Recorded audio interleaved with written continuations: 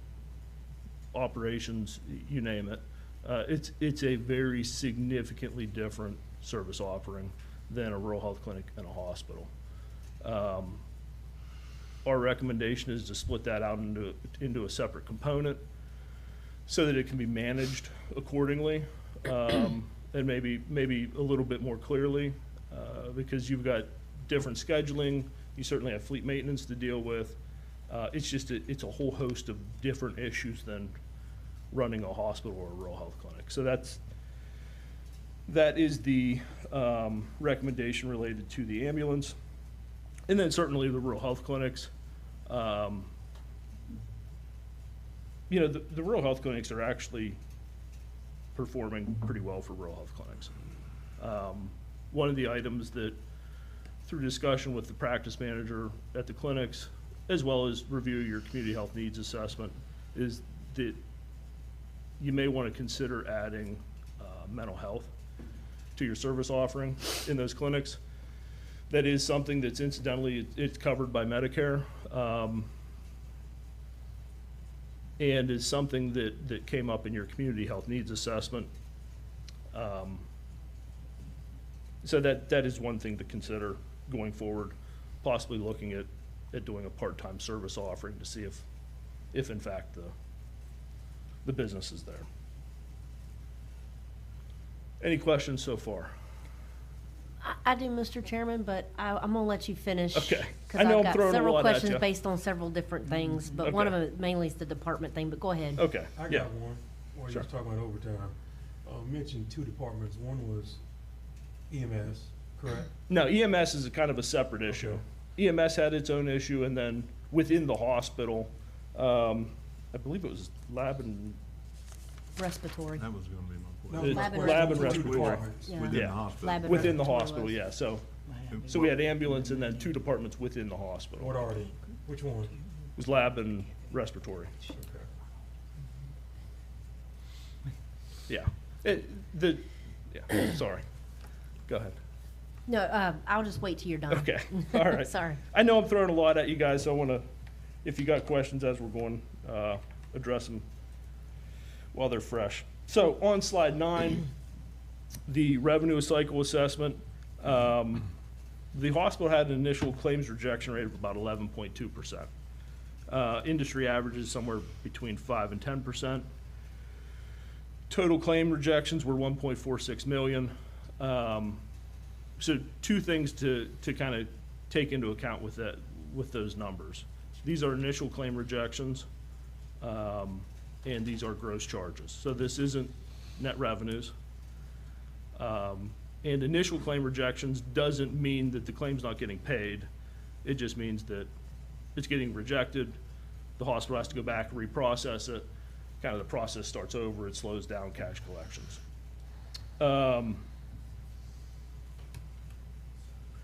We also reviewed the accounts receivable aging. With higher claim rejections, that kind of computes to a longer accounts receivable cycle. So as you would expect, with higher rejections, your accounts receivable are aging. Your accounts receivable aging exceeds the industry standards, meaning you are collecting for your services slower than the rest of the industry. And in healthcare,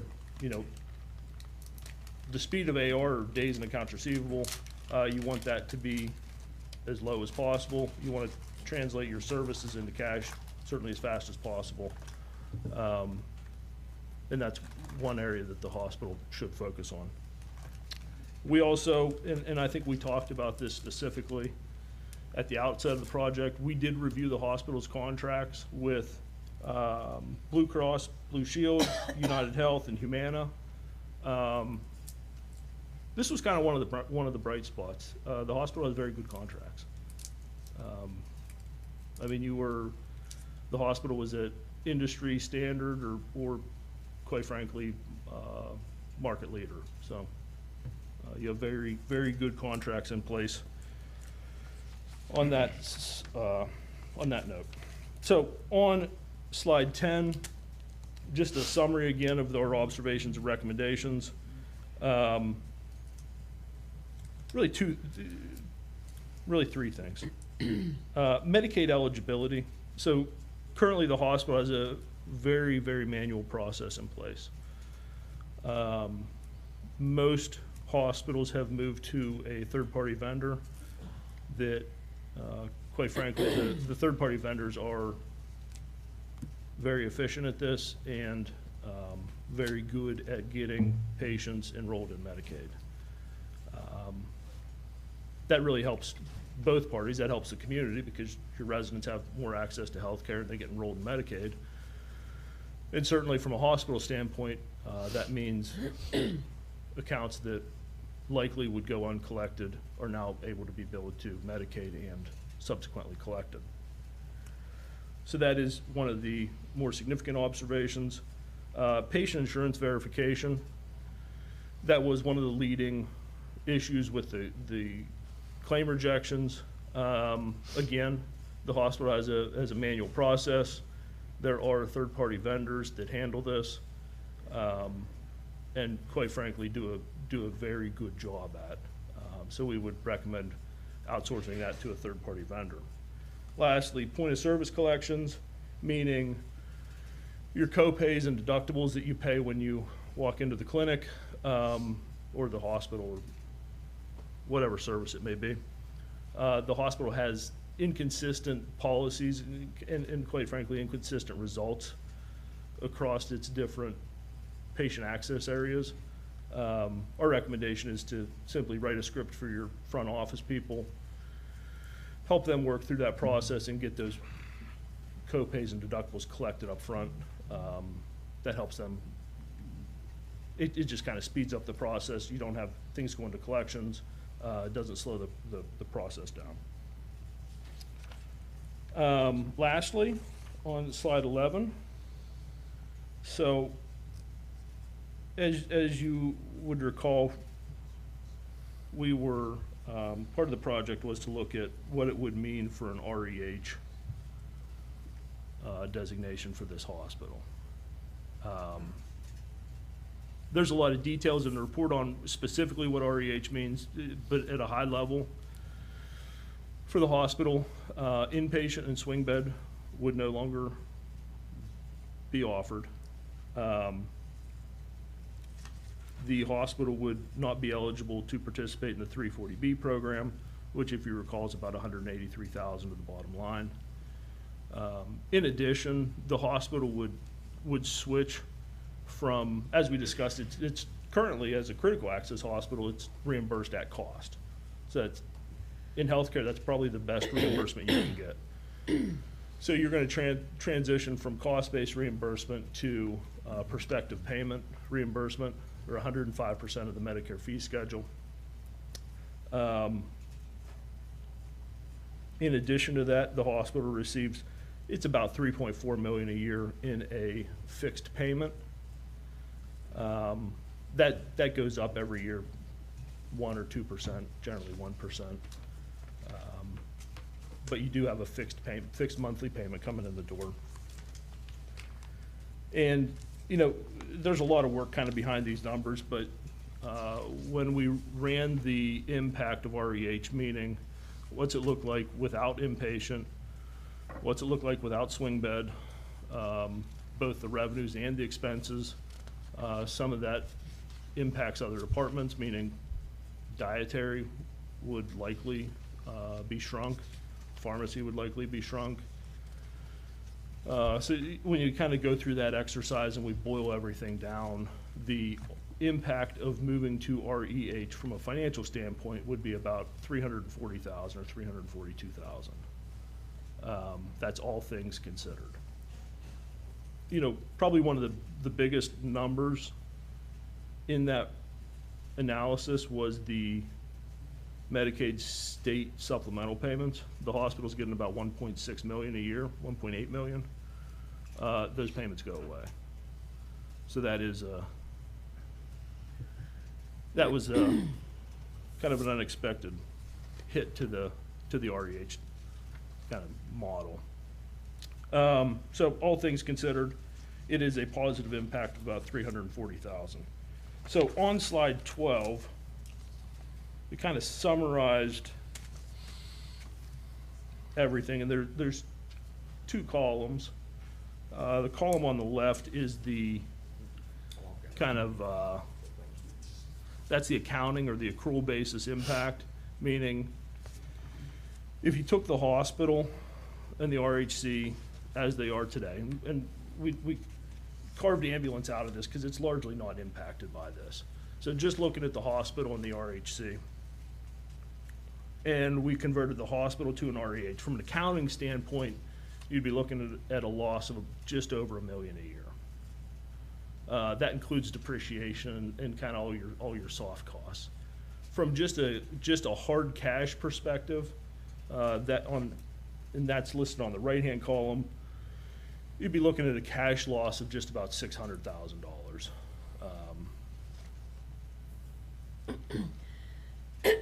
If you were to move the current operations to REH. Now, the other thing to consider is, we started this out with, okay, we want self-sustainable and a new building. If you put in a new building, likely there is going to be debt associated with it, because you're likely going to be, I think the county has somewhere around 10 million set aside. A new building is going to likely exceed that, which means you are going to involve debt financing. You need to take into account servicing that debt, meaning making your monthly principal and interest payments. And certainly, I'm not an architect, I don't have any numbers for a building, but just to give you all back of the napkin idea, I ran the numbers, and it's about $625,000 per 10 million borrowed on a 30-year note. As you're kind of looking and saying, okay, well, if we do build a new building, even if we're going to subsidize operations, well, you're also going to need to add another $625,000 per 10 million to the operating, kind of to the county's cost of having that hospital.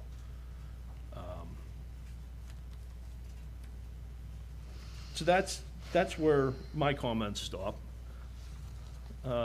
Any questions? I have several, Mr. Chairman. Okay. One, thank you for this thorough report. It was very thorough, but very short, very easy to read. Sure. For me, so Yeah. thank you for that. One, the departmental thing. So, and I know we're gonna talk about the ambulance on Mr. Marone's report. Okay. So basically what you found is like the lab department, respiratory department, ER department, all these departments, they are grouped under one big funding pot, right? Yeah, I mean, it gets a little different when you get to the hospital, because it's not fund accounting, but I think what you're saying, yes. They look at all the departments kind of shoved together and say, okay. And I will note that, we met with management on this, and they are working there's a lot of work involved in getting departmental internals set up. They are working on it. Because my thing is speaking on overtime, if I say I'm the respiratory department manager and I don't have a budget and I don't see because Correct. how do I know that the money that's being spent on my department isn't coming from another department? The money that's supposed to be spent in my department is not being spent in another department. Sure. And how can the department manager not know how to control overtime or know that the employees are even getting overtime, excuse me, if they don't have that budget, if they don't have their own budget to say, okay, well, gosh, this is my budget, but yet I'm over budget by this amount. I need to start, I know overtime is sometimes inevitable, I get that, Right. but just not only that, but supplies. So that's something we definitely need to work on with that, because like I said, that's, every department manager should be in charge of their own budget. Yep. And be able to control that money. The other thing is, I have a question on the claims. So I know we obviously need to put a process in place to make sure that we're capturing. I'm thankful to know that the contracts are the negotiations with the contracts with the insurance companies as good. That's a Yeah. good thing. That was one of my concerns, so kudos to them for that. The issues as to why we're getting denied, I just have a couple questions on exactly what it means. So, excuse me, it said, the no pre-auth requirement's not met. Is that, can you give me an example of that? I don't want to put you on the spot, but. No, that's fine. So if Aunt Susie shows up to the hospital for lab work, blood work, she needs pre-authorization, meaning she should have gone to a doctor. The doctor said, yep, you need lab work. We're going to send this over to the hospital. The hospital's going to get it, and they're going to do the lab work. Okay. When that doesn't happen or that isn't communicated to the insurance, that's a pre-auth. Getting that kind of initial visit to So have those basically, they're not services. getting pre-auth for these types of procedures. Yeah, I mean, listen, the insurance world is complicated. And that leads me to my next, because. It's not necessarily that they're not getting the pre-auths, it's that they aren't communicating. They either don't know the insurance company requires pre-auths, or somehow they aren't communicating that to the insurance company when it first gets billed. So what happens is the insurance company kicks it back, says, hey, you need a pre-auth. They go, yep, got it, here it is. And it goes from being paid in 17 days to maybe being paid in 60 days. And then that really leads me to my next one. Pre-auth doesn't apply. So it's like they're told to get pre-auth, then they don't have to get pre-auth. So Sure. Again, it's insurance, nothing on them, or the hospital or anything. It's just, I mean, I know they do need to start maybe trying to look at getting a process in place. Yeah. But insurance companies, I mean, let's face it, they're Oh, kind it's of a hard to deal wicked with. game. Yeah. Now, when it says CARC 151, unsupported services rendered, what exactly does that mean? Does that mean an ER patient comes to the ER, the doctor orders a CT scan, the insurance company says, no, that's not appropriate? You just rattled that one off so fast. I'm sorry, it's on page 15 of your Okay. draft report. You said 151? Yeah, Oh, that's the frequency of the services. That largely is gonna relate to your swing beds. okay, Again, that's more of a billing nuance okay, than, what we did find is these claims are largely being paid. They're just being paid at day 47, day 67, day 87, rather than day 17. yeah. Which, that's the hospital's cash that's sitting at the insurance companies, and it's more work for everybody involved. So basically, the only way we can help this situation, because again, it's not the hospital fault or anybody's fault that the insurance companies are kicking back these. Yeah. What we can improve upon is making sure we have a process in place when they do need to get pre-auth, collecting the co-pays Yeah. that they're not collecting, in addition to going online, not going to the patient's insurance provider's online system to ensure insurance verification. They need to have basically a program where they can type it in, make sure it's all there, easy, we're not on the phone talking to somebody. Yeah. Okay, Yeah. all right. And additionally, a lot of times those programs are gonna go out and say, I forget what example, Aunt Susie or Grandma Susie walked into the hospital. She gives them an insurance card. They're gonna punch that into that third-party payer. They're not just verifying if she has health insurance with Humana or whatever it is. They're gonna check the other insurers to say, okay, yeah, she gave you an insurance card from Humana. That actually expired last year. She's now with Blue Cross Blue Shield or whatever it may be. So it does help speed that process up. And my one other, it's more of a comment than question. So I know that, and I'm gonna try to say this is basically what it boils down to is this. When you're talking REH versus critical access, I know we've talked about that ad nauseum. So in essence, no matter how we look at it, whether it be a new building or the existing building, we're gonna have to throw money at the existing building as it is. And yes, we're probably, if we build a new building, hypothetically, we're going to have to go out for a loan and have debt with that. But I'm gonna tell you, if we have to go and start going through that hospital and replacing the oxygen lines and electrical and plumbing, we're talking a bunch, I'm talking a lot of money. I know we all are in agreement, we need that hospital, there's no doubt about it. We need it for our community, we need it for our residents.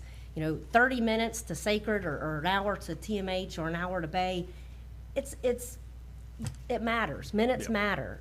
So at the end of the day, no matter how we look at this, we're gonna have to come off some money, whether repairing the old dilapidated building that it is or something newer. And y'all know what I said at the last meeting, and I'm gonna just reiterate it again, what my thoughts are. And I said at the last meeting, so I just feel like that either way, it's a double-edged sword. So we just need to make sure that we fix these issues that we have and really start some discussions on how to move forward. Because as I've always said, we need to get off the pot. And me personally, I want the county out of the hospital business, but we need the hospital. So those are my thoughts and questions. Thank you, Mr. Rayleigh.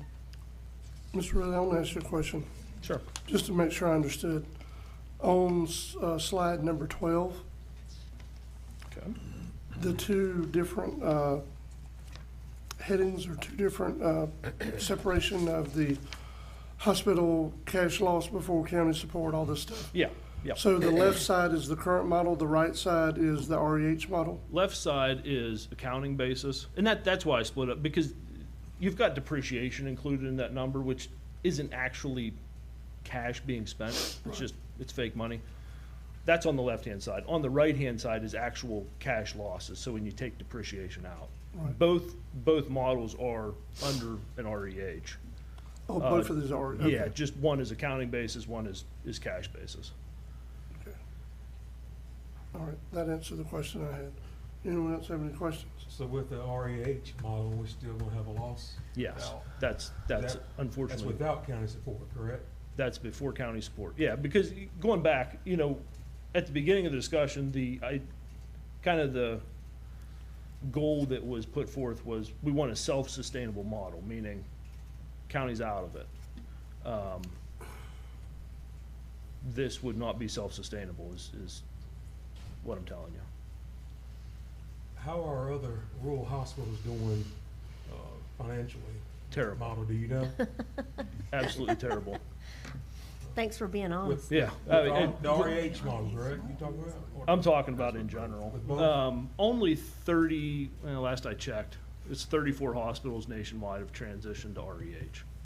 Primarily because of the same issues that Weems has. One, you're out of the state dish payment, or I call it dish, in Florida it's dish and lip.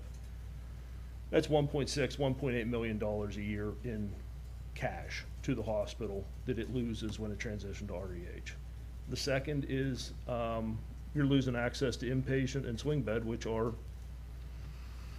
quite frankly, the most profitable things the hospital does. And you're taking 340B out. So REH isn't a great model for every hospital. And that's why you haven't seen a rush to that model. Rural hospitals are struggling badly. Unfortunately, that's been my client base for my whole career. I've worked in states where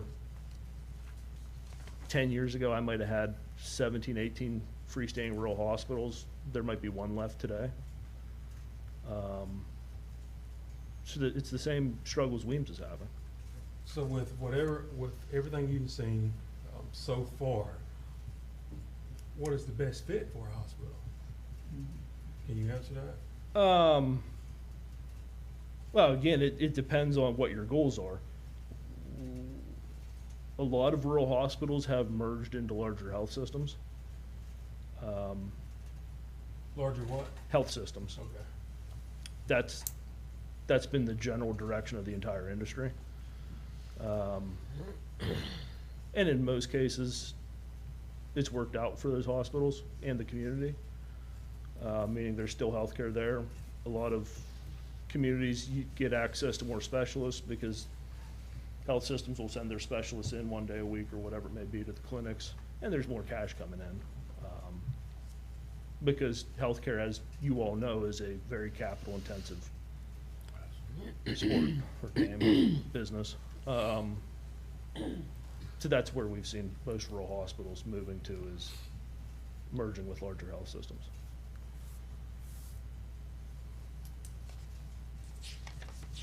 Anyone else have any questions? Mr. Chairman? Yep, go ahead. Just real quick, I know, I mean, I'm not gonna go and echo everything that's been Sure. discussed, because I had that on my list, but we hired you to give us a recommendation, so with our current situation, would you say, would it be fair to say that the, critical access would be probably more beneficial for us to stay with that if we stay with the current, status quo, so to speak?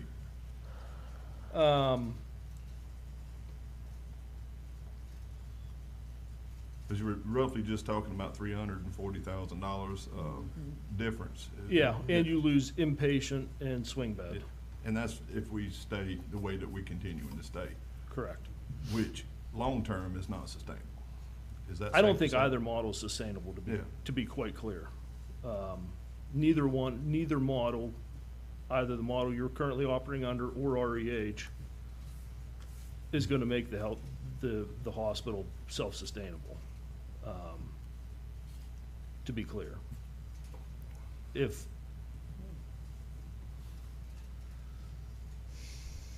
So I don't know if that answers your question. That did. Okay. And that, which leads me to my next question. Based on what you've done and everything, what you've seen, would our best, I guess the best approach we could be would be to partner with someone that has a little more, you know, just like you said, it's been the trend with rural Yeah. hospitals to start partner with Yeah. bigger medical providers or whatnot. I can't make the decision. Well, I'm not asking you to make No, that no, decision, no. but I'm just, So it comes down to you all's goals. Mm-hmm. If keeping control of the hospital is the main goal, then no, partnering isn't. If just having self-sustainable healthcare, however that's done in the county, whether you all have control over the hospital or you partner, then yeah, partnering is a very good model. But you need to make sure when you enter into that relationship that, you know, you don't oh yeah. enter in either with a bad player or under the wrong premises, because you know you got to have everything aligned. You need the right partner, you need the right understanding, and the right goals, and kind of really you need a good contract with that partner. I think that's a very sustainable model, though. And I can only speak for Commissioner Anderson, not the rest of commissioners, but myself would like to see the county get out of the medical Yeah. profession. Yeah. But, you know, it's more important, it's just more, let me put it this way. I would rather the county not have control and give a good product to the community as far as Yeah. healthcare. Yeah. And I believe, I say that from a personal standpoint, but I still believe the rest of my commissioners feel the same. Yeah. Yeah, I would, the reason I hesitate to give a clear answer is we don't have an agreement with some other health system sitting in front of us that says, okay, here's what the arrangement's gonna look like. I've seen these things go sideways. I mean, you could pick up a newspaper and find a rural hospital that was picked up by a big health system that they subsequently closed and walked away from. That happens. You all don't want that to happen. So you have to be careful when you're entering into these arrangements, one, that you've got a good player on the other side of the table, and that the agreement's structured properly to protect your county. Understood. So that's why I hesitate to, No, you know, I understand it's why hard you're- to answer theoretical questions, but if you have the right player, yeah, this could work quite well. And the reason I ask that is obviously we, as a county, need to go out, if that's the avenue that we see. Right. And engage in these bigger players and find out what's gonna work best for Yes. Franklin County. Yep. And inevitably get into the whole contractual. You get into the deal. Yeah. nuances of what's Get this into the weeds, relationship so to mean. speak. Yep. But Yep. I'm just trying to figure out, based on your recommendations or what you've seen, what is gonna be the county's best approach. And from what I gathered, the best approach for us is to try to find us a good player. Yeah. And get out the hospital business. Yes. Yeah. Yep. Okay, thank you. Mr. Mr. Riley? Yes, sir. One last question. You know, you mentioned about goals, you know, what our goal was. Yeah. All right, so speaking on behalf of me, with that goal, the goal of keeping the hospital open and operational. That's my goal. Sure. So, having said that, the best course of action is still, you know, getting under a larger hospital. Yeah, if it's done under the right, again, under the right auspices, yeah. Yeah, I think that would benefit the hospital, benefit the community, help you all out, yeah. If it's done right, yeah, that's an excellent direction to go. Mr. Rayleigh, if I may ask, you know, you mentioned you did not have an agreement sitting in front of you to actually, you know, review and know which way would be best for us. Is that something that, you know, we could engage you all, you know, if an agreement were to come into fruition, could we actually engage you all to assist in advising the board on any sort of contract negotiations? Yes, not from a legal standpoint, but more from a functional standpoint, yeah, absolutely. Okay. Yeah, That was gonna be my question. I was gonna ask the same question Aaron asked. Listen, I am not a lawyer, Yeah. yeah. I wasn't sure. Come on now. I wasn't sure if Commissioner Sanders was gonna ask that question, but, because I know she has. That timeshare guy. Yeah. Can I say Yep. something, Mhm. Mr. Chairman? Sure This can. is exactly what we wanted, I mean, what you gave us, because Good. it Yes. puts it in everyday language, everyday perspective. I still don't agree with the clinics, but clinics are near and dear to my heart. But that's where you actually see a lot of our people in this county. Yeah. But I'm like Commissioner Amison and all the others. But my thing is, I would like to have somebody, if we're gonna decide, and I'm like Commissioner Croom and Commissioner Amison, I can only speak for Cheryl Sanders, but I've been sitting here a long, long time. I've watched it come in and out and all around and back again. So I can tell you, this is the best information I think we've ever had, that I can remember, that we've ever since I've had been as there. far as what the hospital is actually Yeah. doing. It's losing money way before the county's help with the healthcare trust fund. And so, you know, our decision is gonna be a hard one, because we're gonna have to go out there and see what people may be interested in taking over. But at the same time, we've got to realize that this board don't need to be in the healthcare business in Franklin County, but at the same time, we need to make sure that our people are taken care of also Right. in the same thing. So we don't want to throw the baby out with the bathwater right now. But, you know, we may have to throw a wash rag at her or something. But anyway, I appreciate you for getting this information. I think it's driving home the fact that this board is gonna have to look at bringing emergency medical services up underneath the county umbrella. There's no doubt in my mind that that's where we need to go to. We've tried it all the other ways. We've leased out, we've, you know, contracted out, we've done everything. So, you know, this is, you know, we have a playbook that we can go by. And we have the numbers substantiating it, that we can kind of say, okay, we know it's gonna be this, and be ready to get prepared for it. And it's time that, again, it's time that the county gets out of the hospital business for sure. Mr. Chairman, I got one more question, and I should have asked you this before, and I apologize. I'm not gonna keep you standing much longer. But just, and you may not be able to answer this, but, let's just say that, that we went the REH model, and we went to a freestanding ER and got rid of the med surge within that, and we brought EMS in. With that, or you shaking your head, so I'm assuming REH is essentially a freestanding ER. Yeah. Yeah, it's not. That's not, are It's you not asking, gonna is that gonna change fix the- it? That's not gonna fix it, Okay. yeah. All right, I appreciate it. Thank you. Sure. Any other questions, commissioners? Mr. Jim, thank you very much for this good report. Certainly. It has been very helpful to us in having an appropriate amount of information so we can have a real snapshot of what's really going on, like the rest of the commissioners have said. It's probably the clearest I've seen in the 8 years I've been sitting here. Good. I'm glad And to, thank you for that. glad to provide it, and certainly my contact information, I Yep. believe, is on the last slide. Yep. If you all think of any questions or want to hear me get on my soapbox about the woes of rural healthcare, There you go. just give me a buzz. All right, thank you, Tim. Thanks, everybody. All right, let's take a 5-minute break before we do this here.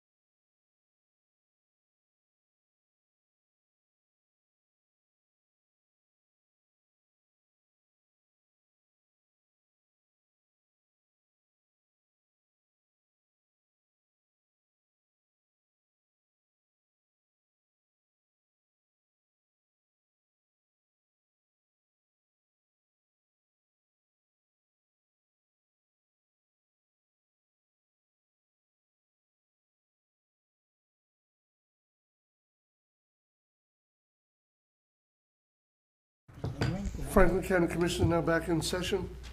Up next is Ms. Erin Griffith, Fiscal Manager and Grants Coordinator. Go ahead, Erin. Oh, hey there, Commissioners. Yep, I have my report before you.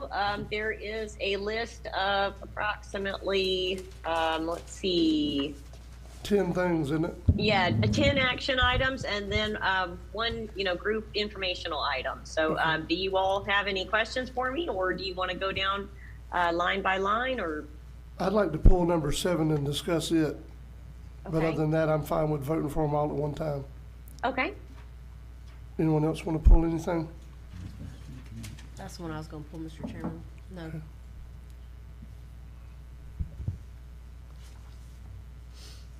Everybody good? I'm good. All right, so I would consider a motion to approve by consent items 1 through 6. Actually, one of them was already handled by John, wasn't it? It was, but the board actually has to vote separately. Okay. Yep. Okay, okay. So 1 through 6, and then 8, 9, and 10 by consent. What's the pleasure of the board? So moved. That motion to approve by Commissioner Amison, second by Commissioner Croom. Any discussion? All in favor? Aye. Any opposed? That's unanimous. Ms. Aaron, go ahead with number 7. Okay, Commissioners, we have FDOT grant applications are due by the end of the day on Friday. We are submitting the following 4 applications. For scrap, we are actually widening and resurfacing CR 370 Alligator Drive. This will be the first phase of the project to eventually widen and resurface the entire road. This phase will design the improvements from the intersection of Highway 98 to Pine Street, a length of approximately 2.31 miles.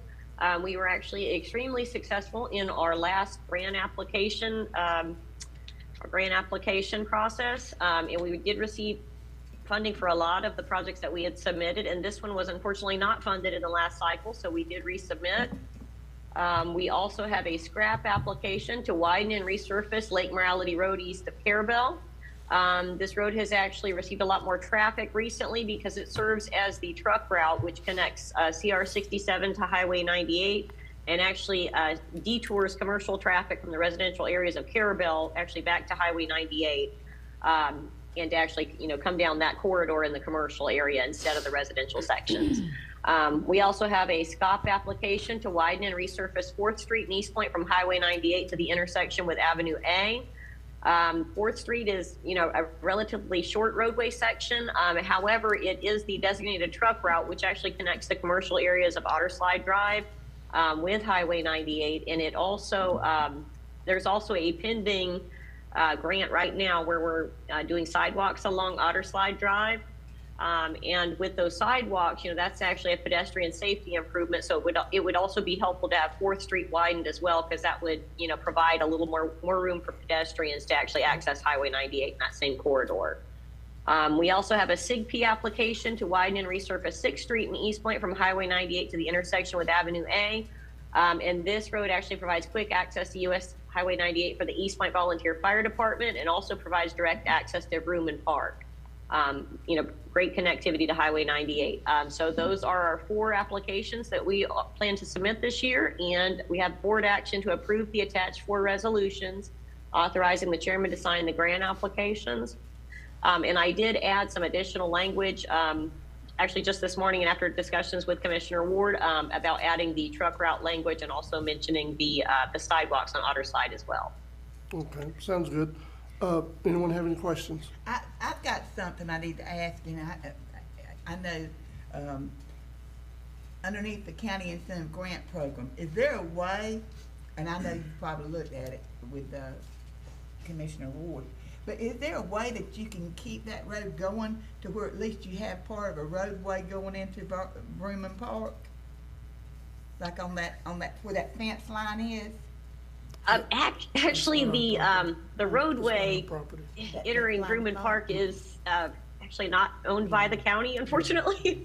I was just trying to do it, but I hear it's not county property, so okay. Yeah.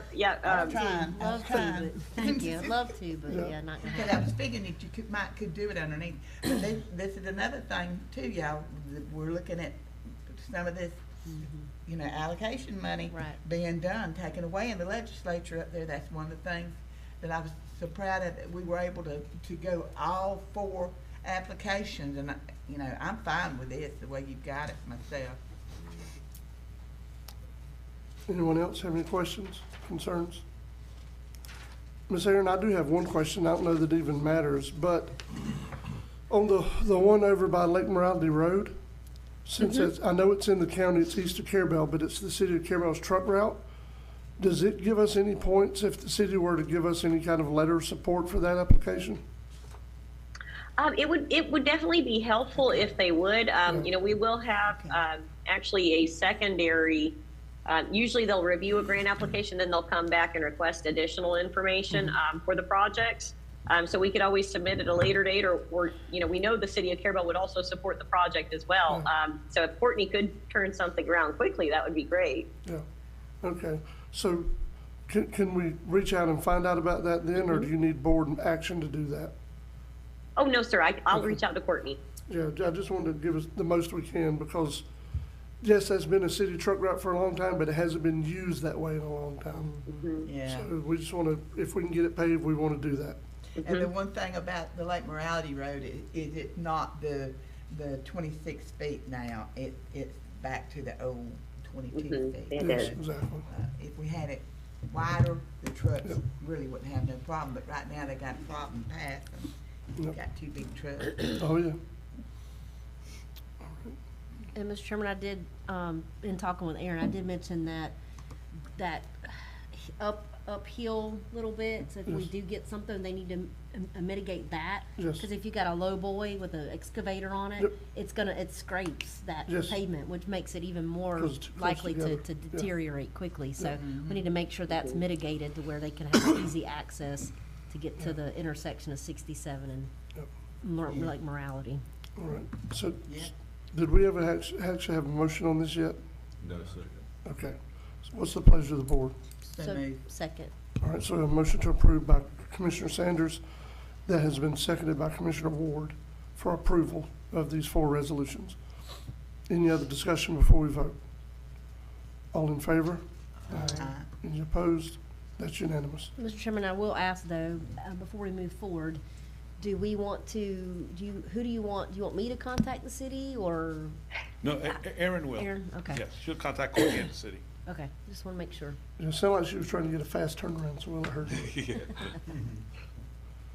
All right, and any of the informational things we need to talk about, Ms. Aaron, or? Only if you all want to. You know, we actually have some notices to proceed for District 2 and 3 striping projects. You know, although District 3, the official notice to proceed is March 31st, they are actually already within the district, actually making their rounds, doing some inspection work. So we anticipate, granted, they do have a certain amount for the contract time to actually get the project completely finished. But in the pre-construction meeting, the contractor said it would likely only take about 3 weeks to complete both of those projects once they get going fully. Okay. And then the 6th Street Dune Walkover project is under construction, and we also received the permit for CR 67 Phase 4. So we just kind of have to clear some hurdles with FDOT for the notice to proceed, and we'll be able to go on that one. Okay, and the finalization date for the improvements we're doing on SGI at the Lighthouse Park with the basketball court and pickleball court is due to be their final date sometime in May, correct? That's correct. Okay, okay. All right, sounds good. Anyone else have any questions for Ms. Aaron? And Ms. Aaron, also in the next, maybe in the next couple of meetings, we're gonna be discussing doing some, taking some road projects out to bid, correct? Correct. Okay. All Yep. right. All right, well, thank you, Ms. Aaron. Thank you. All right. Mr. Morone? All right, Commissioners, so we're on page 42 of your agenda, and the first item, basically, Commissioner, I'm just gonna let you go ahead and start it, because you guys see what I wrote.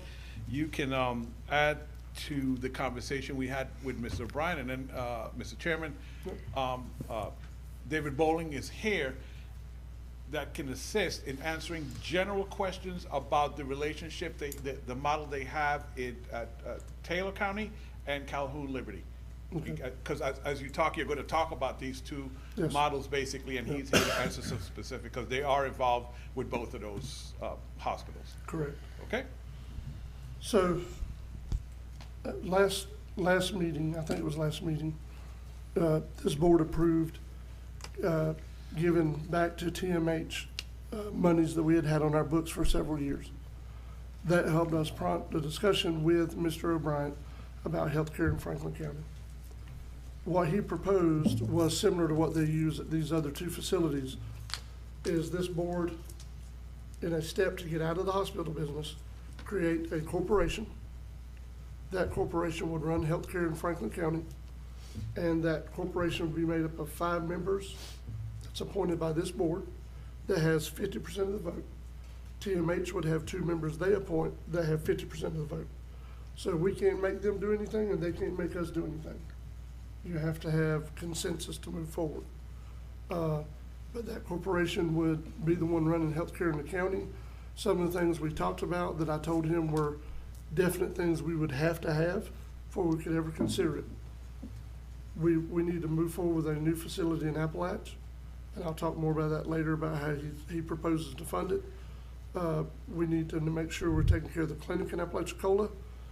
We need to make sure that the facility in Carabel is expanded to an urgent care with extended hours, and that there should be an agreement to interview every employee for retention, just for an interview. So those are some of the things we talked about. The way he proposed to build the new facility was to get money from trial. And when I asked him, I said, yeah, okay, we tried that.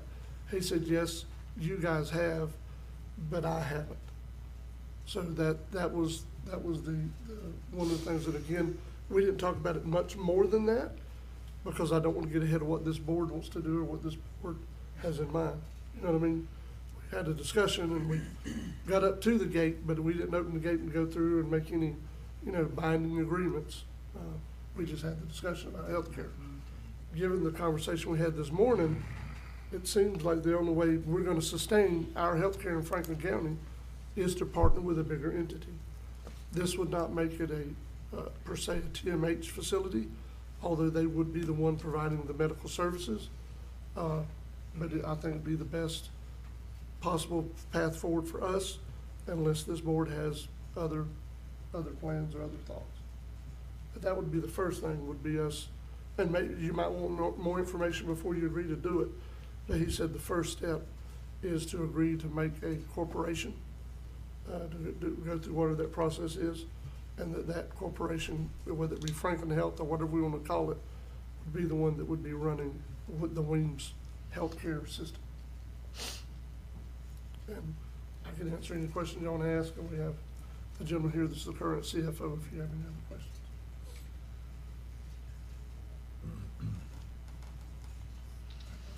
Mr. Chairman, I think it's definitely a step in the right direction.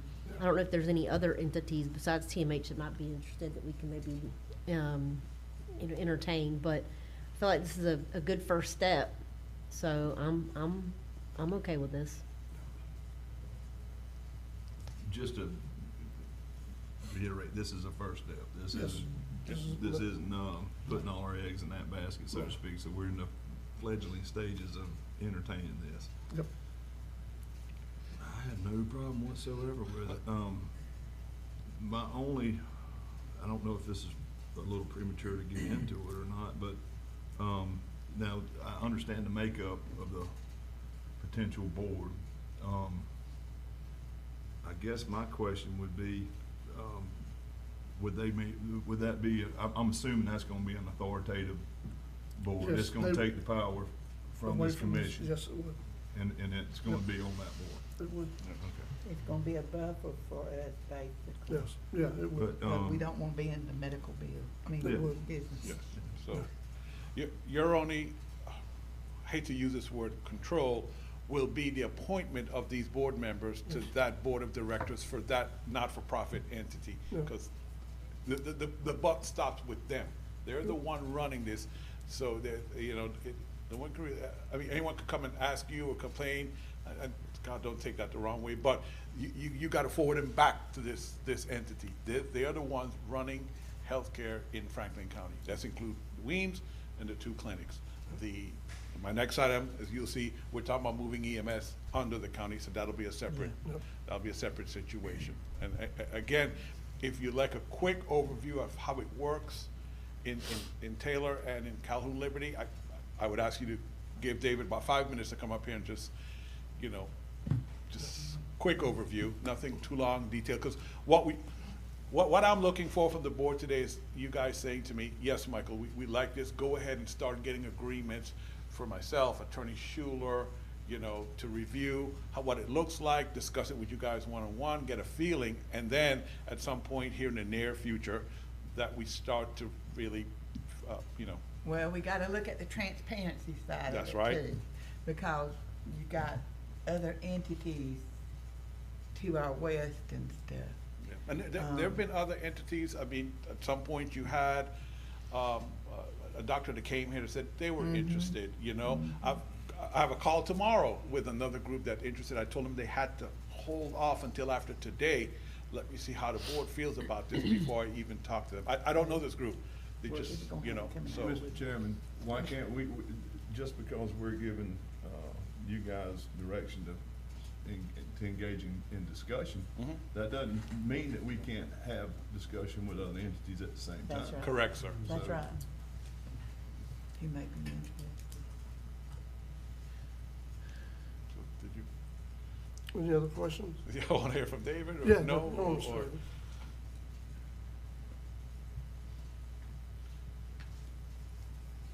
Mr. Boland likes us so good because we have sunshine down here. Oh, that's right. That's exactly right. Not to talk about them 3 days it was raining over the weekend. Hey, it beats being up north, I'll tell you. But no, appreciate you guys allowing me to step up here and just share. And Mr. Morone, I appreciate you. I know we have chatted about the TMH involvement and models that they have at the other hospitals that Alliant Management currently helps support.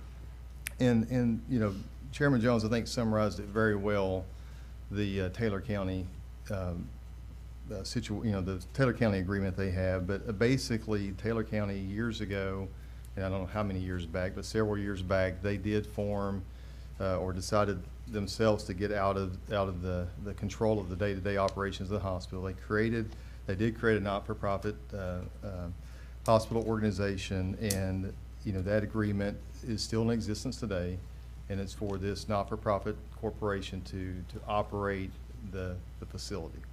And essentially, the way that works is the hospital leases, the hospital is the not-for-profit corporation, okay? The hospital leases the building back from the county, and it's an accounting transaction where they lease the building, and it's at a fair market value rental rate there for the lease. They lease it back, and there's a non-capital contribution. So just really an accounting transaction for them to operate and use the facility. Now, when TMH's involvement with that relationship, and as I mentioned, Chairman Jones summarized that very well, but TMH is under a management agreement with this not-for-profit corporation to provide additional guidance, support.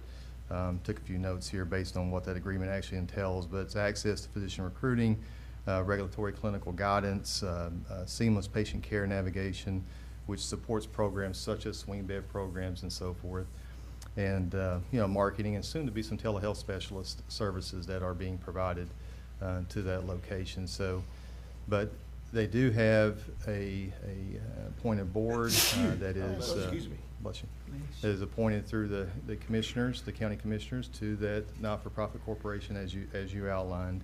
And then TMH, as part of their agreement with doctors or this not-for-profit corporation, is they have appointed board members as well. They do have that 50-50 control between the two bodies, and then that entity has contract with Alliant Management to manage the day-to-day operations of the facility.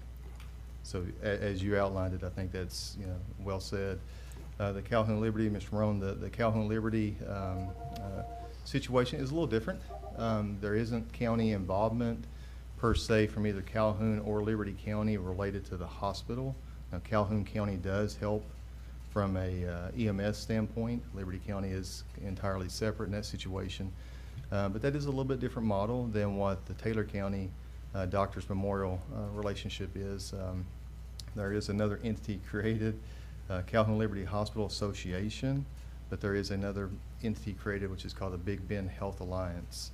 And that Big Bend Health Alliance consists of very similar dynamics as we just outlined, a model between members of the Calhoun Liberty Hospital Association Board, as well as appointed TMH, Tallahassee Memorial members as well. And then that entity, along with CLH, Calhoun Liberty, has agreed, has a management agreement with Alliant Management to manage the day-to-day operations. So they are a little bit different between those two models, but you know, as we have shared as well, I mean, we're certainly willing and you know, would get involved with those discussions and be glad to have those discussions to, you know, as we were involved with both of those and still involved with both of those relationships. So anything that the, you know, commissioners need, you know, our help and support with, you know, we're glad to do whatever we need. And Chairman Jones, also a couple thoughts. You do remember that Mr. Mark O'Brien said, you know, we talked about the ambulance, remember you did? Yes. Ambulance, and he said, well, you know, his support, TMH's support will be basically, so our ambulances are out on a run and we have a patient waiting to be transferred to TMH, guess what? He's gonna send his transport down here free of charge to get that patient from Weems to TMH. Yeah, as long as So- it's going from hospital to hospital. Yes, relieves our EMS service from having to do that, and they could stay in county and attend to the local call, the 911 calls that we get, you know? He talked about rotating specialists at, especially starting off in Carroll, because the Carroll Clinic is designed for that. And the chairman was very insistent about treating it finally as the urgent care in which we advertised it for, you know? That's right. And so, That's- yes, that's he's right. like, yes, he wants that done. Expanding telehealth, you know, I mean, it was a very good conversation, Commissioners. So, yeah. Another thing, when we're talking, we got the clinic in there, I want to put it on my mind, and I want to tell y'all, we have got to expand that helipad behind the clinic over there, because we had an incident about 2 weeks ago that we had 2 emergencies at the same time. One needed to be airlifted, really and truly, probably both need to be airlifted, and they couldn't find, because the light was off at Lanark, couldn't find it. So we need to fix that at the clinic. There's a helipad back there. I had them cut the trees out to where they would have enough room, but they're still not using it, and we need to fix it to where they have that. And I'm gonna just put it up here for talk, because he was telling about the clinic. Another question, can I ask a question? David, do they, or that, is Taylor County still doing the 2 cent healthcare tax? Yeah, it's a quarter-cent, I think, quarter-cent if Okay. I'm not mistaken, Okay. sales tax. But yeah, glad you mentioned that, because that is still in existence there, or is in existence. And what's utilized, essentially that money goes towards helping with capital-related items. Every year, the hospital brings forward capital equipment needs and so forth, and/or if there's building structural needs and so forth. So they use that collection of funds to help fund those needs. So yes, that is still in place. So let me ask you another question. Calhoun Liberty, Calhoun County it don't come through the board or nothing like the county commission? It don't go through the county commission down in Taylor County no more, and It all that? does not. It does not. Calhoun is a little bit, like I said, it's a little bit different, right? Because you got Calhoun and Liberty County. Because 2 counties, yeah. But those 2 counties aren't involved from a commissioner standpoint, with the exception of Calhoun County with the EMS relationship. Yeah. You know, Liberty's is totally separate. Taylor County is yes, to your question, is not involved in that day-to-day decision-making process and what have you. That does reside with TMH and Alliant Management in that situation. They were all in it at one time. Taylor County was having a mess up there, and Jim McKnight from Gulf County, he was the CEO of Doctors Memorial back then, before they did the Healthcare Trust Fund. Okay. And so what the board did, what the county commission did, is went a little bit high, and when we did the 1 cent healthcare tax, they did the 2 cent healthcare tax. They had more money than they could spend, and, well, let's just say Jim McKnight in Gulf County again. So, so, I mean, I'm just saying, it's too much money. 2 cent was too much money. But, I mean, I've been there, like I said, we've all had the same problem. Taylor, Calhoun, Liberty, and Franklin, we've always had. And Gaston, throw it in there for Gaston, because at one time, long time ago, Dossay had Franklin, Calhoun, Liberty, and Gadsden County. So that was a mess. And that's the reason why we keep on saying that it's mandated by the state for the county commission to have medical services, you know, emergency medical services, but it's not mandated by the state to have a hospital. That's right. And so that's where we're getting off saying we want to bring it up underneath the umbrella of the county. Yeah. When I thought Jim Raley, I thought, you know, Baker Tilly's presentation, I thought that went well. I mean, I thought what he shared, I mean, that was very, you know, he detailed, bullet pointed, made it simple. There's challenges, I mean, there's opportunities, and, you know, and that's with the, you know, there's a lot of challenges in rural healthcare. I mean, I'll just be candid to say that as well. And, but again, we take them as opportunities, and let's see what we can do to help, you know, make it better. Thank you. I got a quick question, Mr. David. And you may be, this doesn't directly relate to this, but I'm trying to pick out some stuff like with Calhoun. They've got that new hospital going in over there. Who's paying for that? Is that? Well, fortunately for them, where that was damaged back when Hurricane Michael, you know, there's about 6 or 7 different funding sources that's involved today to help fund. You know, I'll knock a little bit on wood, but we feel like it's going to be a debt-free facility. And you know, I think they've had a lot of things, as I said, that's come in favor for them with that 6 or 7 different funding sources that are involved. But it does reside with the what is called the Calhoun Liberty Hospital Association, Inc., which is that not-for-profit entity that really owns the entire operations. So there's a separate governing board that has a relationship with TMH through what is called the Big Bend Health Alliance. And between those two bodies, they contract alliance management to help manage the day-to-day operations. So the bricks mortar property, what have you, all still resides with that hospital association, that not-for-profit corporation that exists there. And just real quick, the EMS, you mentioned that with Calhoun and Liberty. How does that work? Does Calhoun service that area by it being so close, or? They do.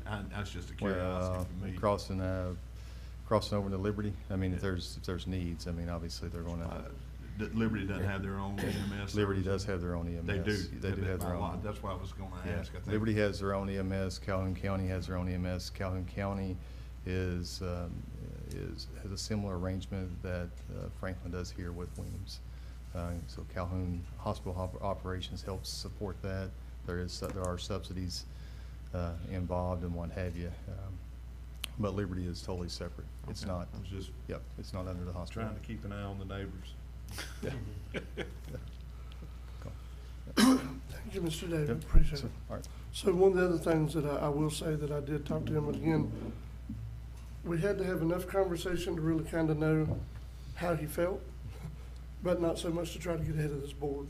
But one of the things I did mention to him, when he talked about trying to get Triumph to fund the building, I told him, I said, well, we've tried that. He said, well, let me make some calls and see what we can get done. Did he not, Michael? Yes, he did. He said because, you know, it's something that would provide for emergency services, something that would provide for, you know, he said you can't be ready for emergency if you don't have things in place today. That's right. It's things that we've said before, but I have a feeling they'll be different coming from TMH than they will from a county commission. The other thing I discussed with him was the money that we're now giving to Williams, the $1 million a year, of doing that for a 5-year term and then ceasing to do that. And he acted like he was good with that they could make it work without it. In other words, sunset it Sunset for it. 5 years? That's Can we what go he said. back? let me ask Mr. Shu, can we go back and sunset that? We'd have to make a new. Sunset the healthcare surtax? I'll have to get the people to vote on it, won't you? I mean, you have to. Yeah, I mean, it was voted on by the public, and adopted by a county ordinance, conditioned on the public. I've never researched whether you can rescind and sunset the ordinance without also going back to the ballot, so let me check. It may be that you can by ordinance add the sunset, but the current ordinance has no sunset, it's in perpetuity. But it may, as I said, it may be that you can amend that ordinance without going back to the ballot. That's a question that I'm just hearing, and I don't wanna speculate on But that. even if we took it back to a 1/2 cent to provide for the EMS Yes. services, you know what I mean? And make sure that's all sustained. Or we consider reappropriating those funds for infrastructure for the county. Well, that would have to be It's voted actually, on. because it's actually a small county Surtax, tax, it it's is. not a truly healthcare tax. Yep. Well, and Mr. Chairman, they have a hospital tax, a hospital. 1/2 cent, yeah. half But cent that tax. is not what we did. So, I know, but looking forward to the future, that might be something we can change to where we can use the small county surtax for infrastructure. Yep. And the hospital tax, I know we can only get 1% total, so we can't, it'd be a 1/2 cent, 1/2 cent for each. Well, No, the hospital. you And can there's do- another 1/2 cent out there. there's a 1/2 cent out there for indigent care. It is. Well, that but, too, yeah. It's The, hard. the requirement for that is that it's for all Franklin County indigents, so that if a Franklin County indigent goes to Sacred Heart, that money flows to Sacred Heart. If they go to the Franklin County healthcare system, that money flows to Franklin County. If they go to Tallahassee, then that indigent care goes to, and there's a study, and it does require voter approval. But just so we're clear, the current surtax, as Mike has alluded to, is a small county surtax of 1 cent, and that is a general revenue source of funding of taxes that can be used for any purpose. In this case, it's limited by ordinance and ballot vote to the healthcare, but that can be changed. And then the board, with voter approval, y'all can, perhaps amend that, perhaps amend it without the voter approval. But you do have the ability to adopt the healthcare surtax without a ballot. The reason it went to a ballot originally was for 2 reasons. One, the board at that time did not want to increase any tax without voter approval. Then secondly, there was an anticipation that the construction of a hospital would require that there be a bond. And under that small county surtax, you cannot bond those surtax dollars unless there's a voter approval, which is why when you look at the ballot language, it includes a statement that there is also approving bonding of those surtax dollars. So, but yeah, I will make a note to look at the legal issue, whether you can amend the current ordinance with or without going back to a referendum, and I'll report back. Mr. Chairman, one more thing quickly. Yes. Don't forget, speaking of, you talked to him about the special district. Yes. And his ability to get that expanded with his Yes. influence. Yes, yes, so Williams Hospital sits in a special district by the state of Florida.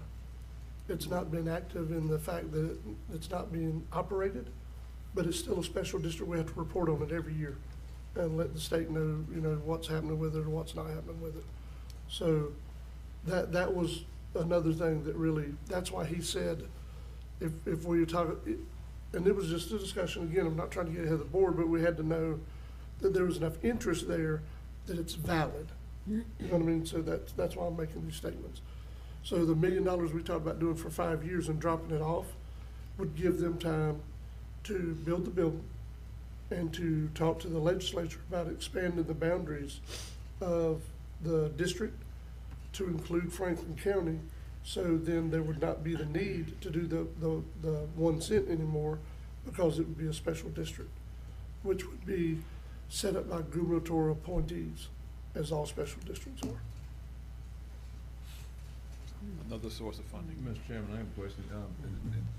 Did y'all discuss the REH critical access, just out of curiosity? Well, all we discussed was the fact that he was wanting to hear this Baker Tilly presentation.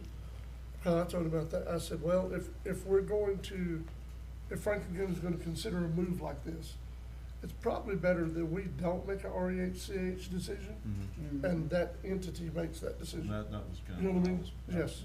So we did discuss that, and I said that would probably be more appropriate. And at the end of the day, it would be just like what Mr. David explained. That entity, we run the healthcare in Franklin County. And, you know, for it to sustain, for it to survive, for it to be what it needs to be for our residents and for the future, I think we need to at least allow for the gathering of more information on what this potential partnership could be. And that's what Mr. Rome was asking for today. Absolutely. So do we need a motion for that? I would like one. I'll make that motion. Motion of support. All right, so we have a motion to approve from Commissioner Ward, second from Commissioner Amison, to continue discussions and gathering information with a potential TMH partnership. Any other discussion before we vote? All in favor? Aye. Any opposed? That's unanimous. Commissioner, item 2, we kind of talked that to death already. So basically, I'm looking for a motion to go ahead and start that process of bringing the EMS as a county department. You all know Richard Lewis, known as Louis. He is actually willing to help the county out to get to that point.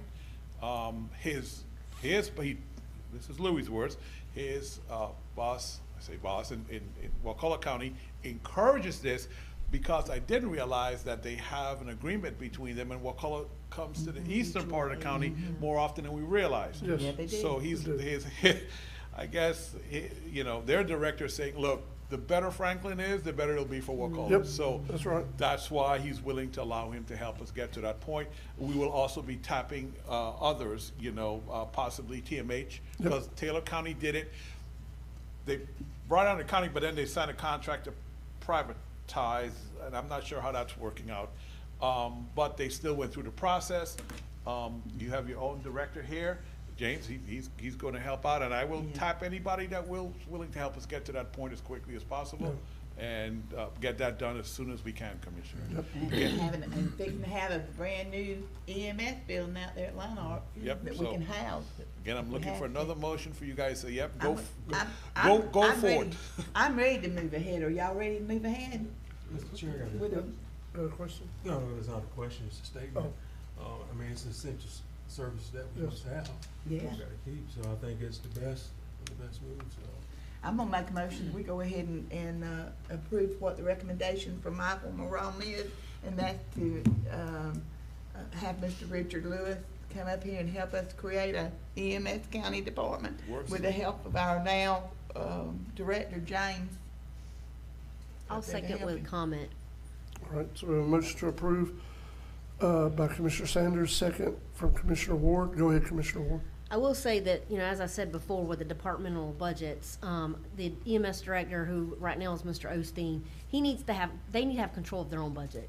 Because how do they know that what they're getting, and then supply-wise, I mean, and I don't know if we want to bring Mr. Osteen up, but typically when they order supplies, and correct me if I'm wrong, you send that order form to the person at Weems and they order it, right? Yes, ma'am. And so you may or may not get supplies that you guys need. I'm not saying anything negative, but basically, in a sense, it would be better for you to have control over your budget so you can control that over time.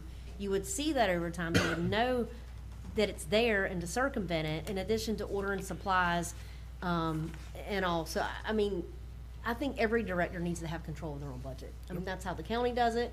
That's how I think, in my opinion, everybody needs to do it. That's like my household. I have a budget. We all have a budget, right? I know what I can spend and what I can't spend. I feel like it needs to be under the director's supervision for them to decide what they want to spend their budget on and what they don't, personally. So that's all I was going to say on that. So I'm all about this and letting him have his own budget and going this route to benefit the county and the residents. Me too. All right, any other discussion before we vote? All in favor? Aye. Any opposed? That's a 5-0 vote.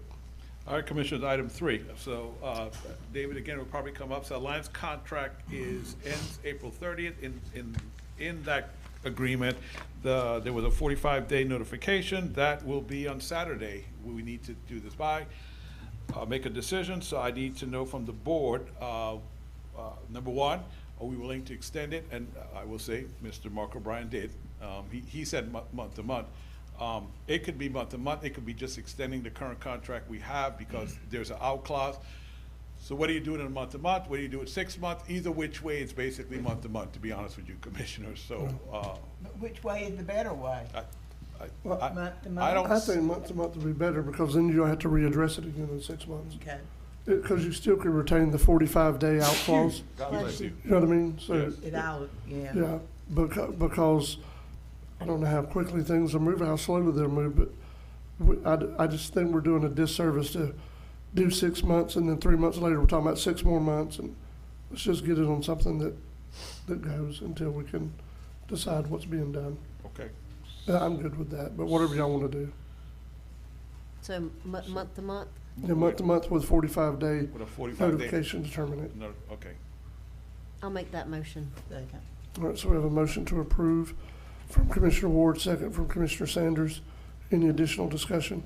I got, well, no, I don't have no discussion. All right, seeing none, all in favor? Aye. Any opposed? That's unanimous.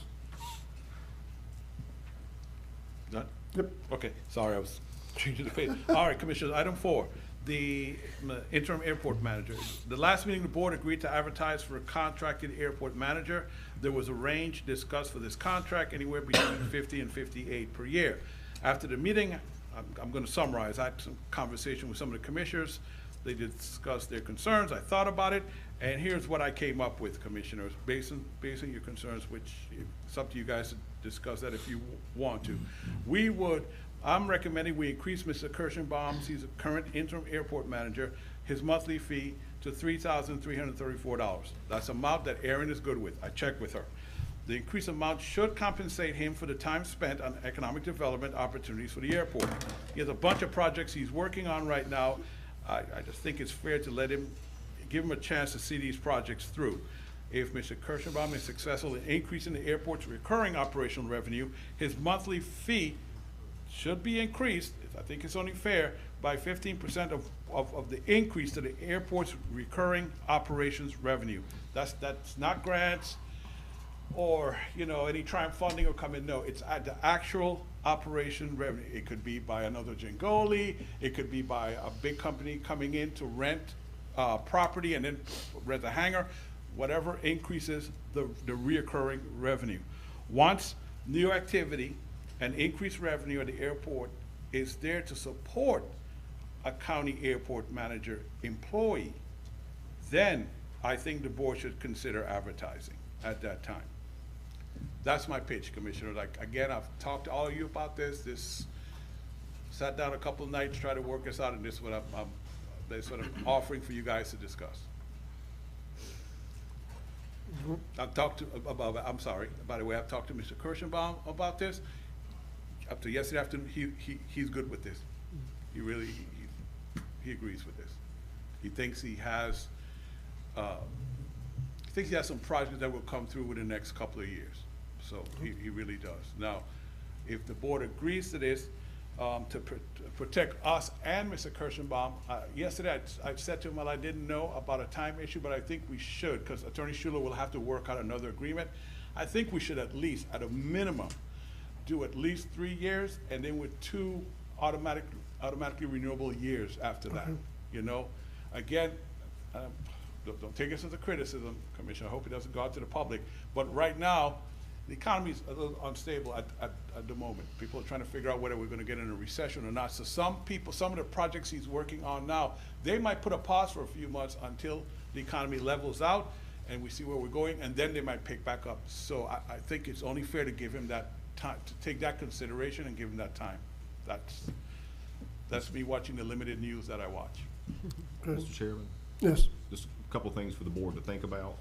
We talk about incentives and things of that nature. One, you need to think about having a cap on whatever that maximum is, because much like, Jingoli sort of, they came to us. I mean, they fell into our lap. Mm-hmm. So let's say you get, I don't know, $1 million revenue increase that falls into our lap that's not generated by, Mr. Kirschenbaum's efforts. I mean, do you want to give him 15% of that? I mean, So you may want to think about having a cap and whether it's, you know, an accrued revenue source or if it's just something that falls in our lap. I mean, that's just something for y'all to think about. Something he had At least a direct- cap. or something, and something he had direct responsibility for. Well,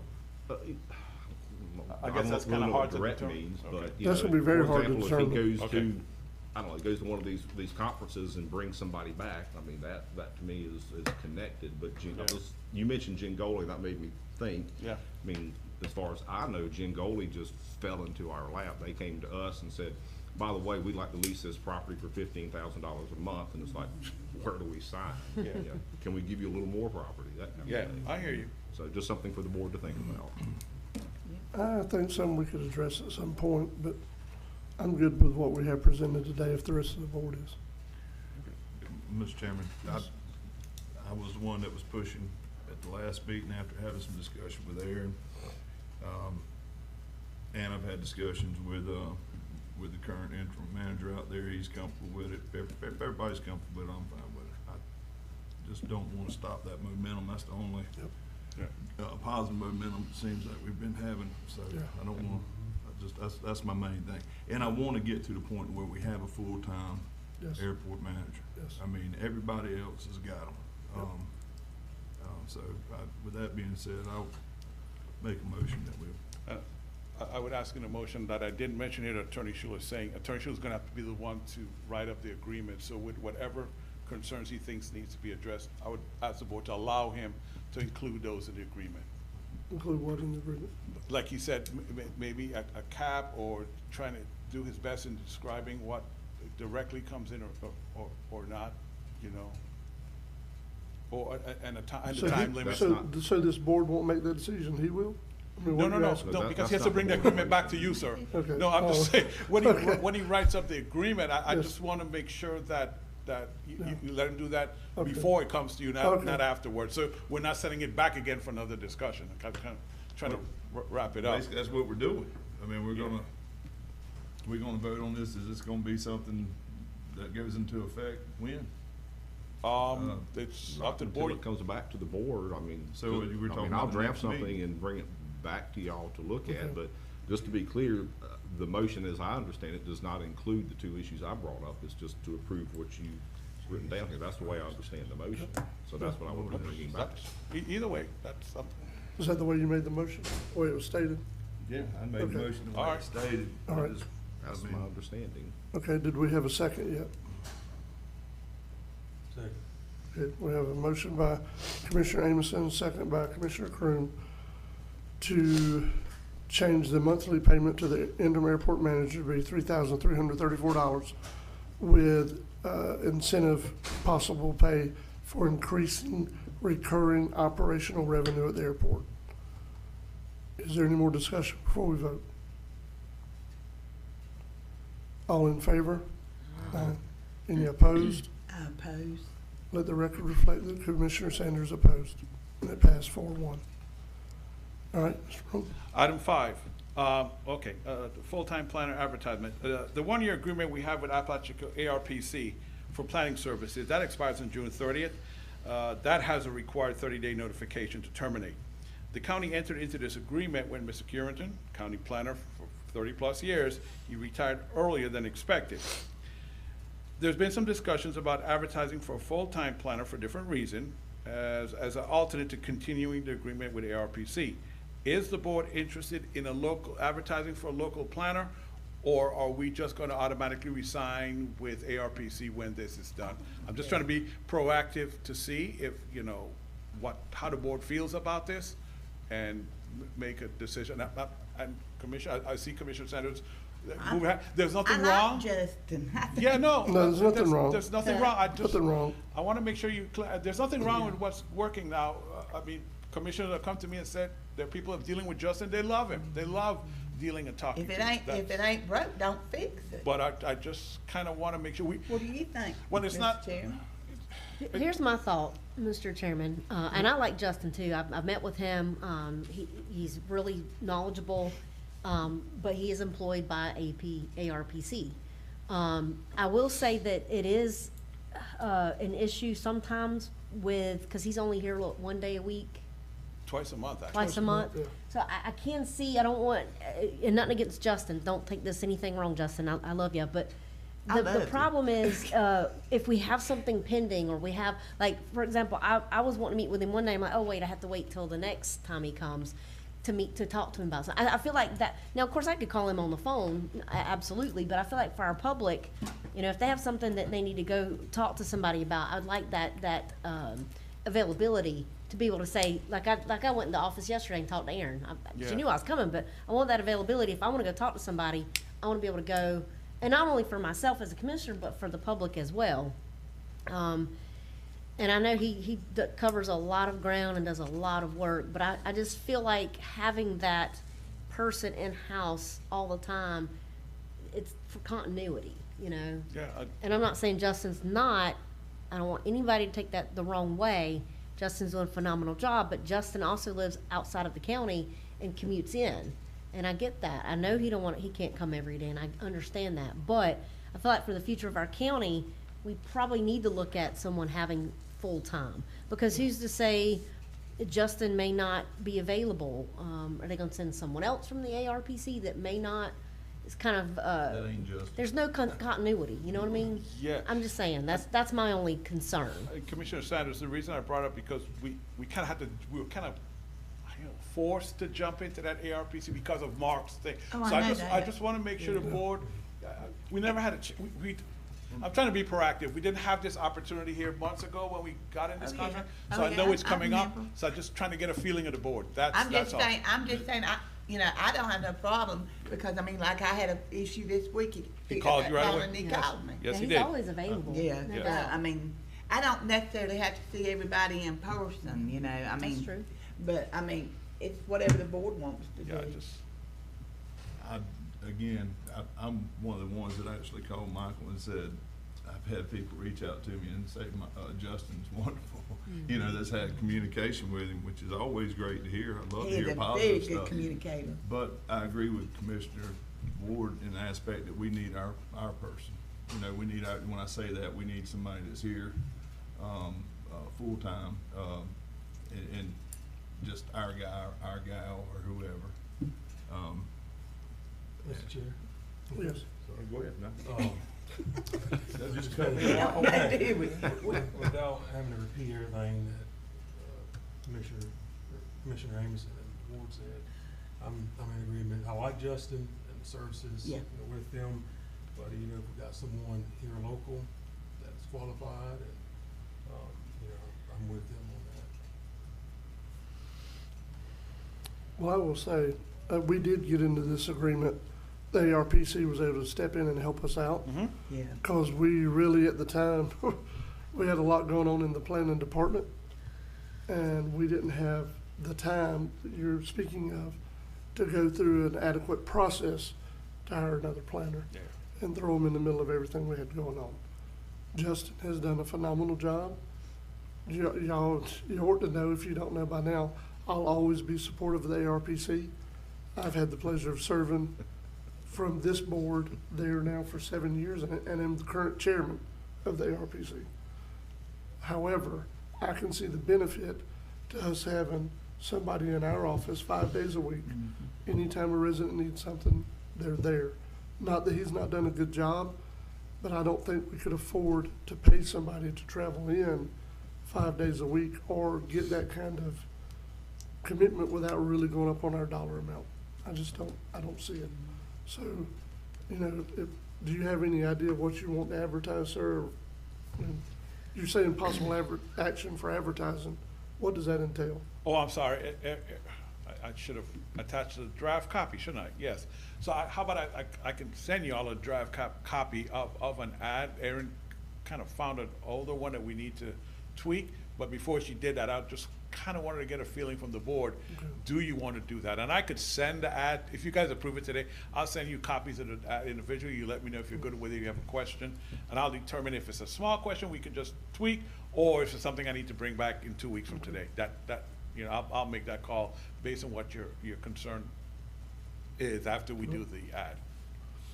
Yeah, I'm fine with it. I know we can take action here to solidify it however you want to do it, but I'm fine with it. So just because we go out for an advertisement doesn't mean it's gonna get filled that way. But we Yeah. need to answer that question before June 30th. Good point. So- To let you guys know, I did talk to Chris Rito. Today is Wednesday, it's not Rito, Tuesday. yeah. Yes, on Monday. Yeah, Monday. And we talked Today's yesterday. too. Wednesday. Today's Wednesday, right? Okay, I'm sorry. So, by the way, I like this Wednesday thing, but we'll discuss that some other time. So, I did talk to Chris both days. He understands and he fully supports, and I said, Chris, exactly what you just said. It might come back, we're resigning, you know? It depends on how this all works out. But I need you to know what we're doing and why we're doing this. And he understands. He gets it. He's good with it. Yeah.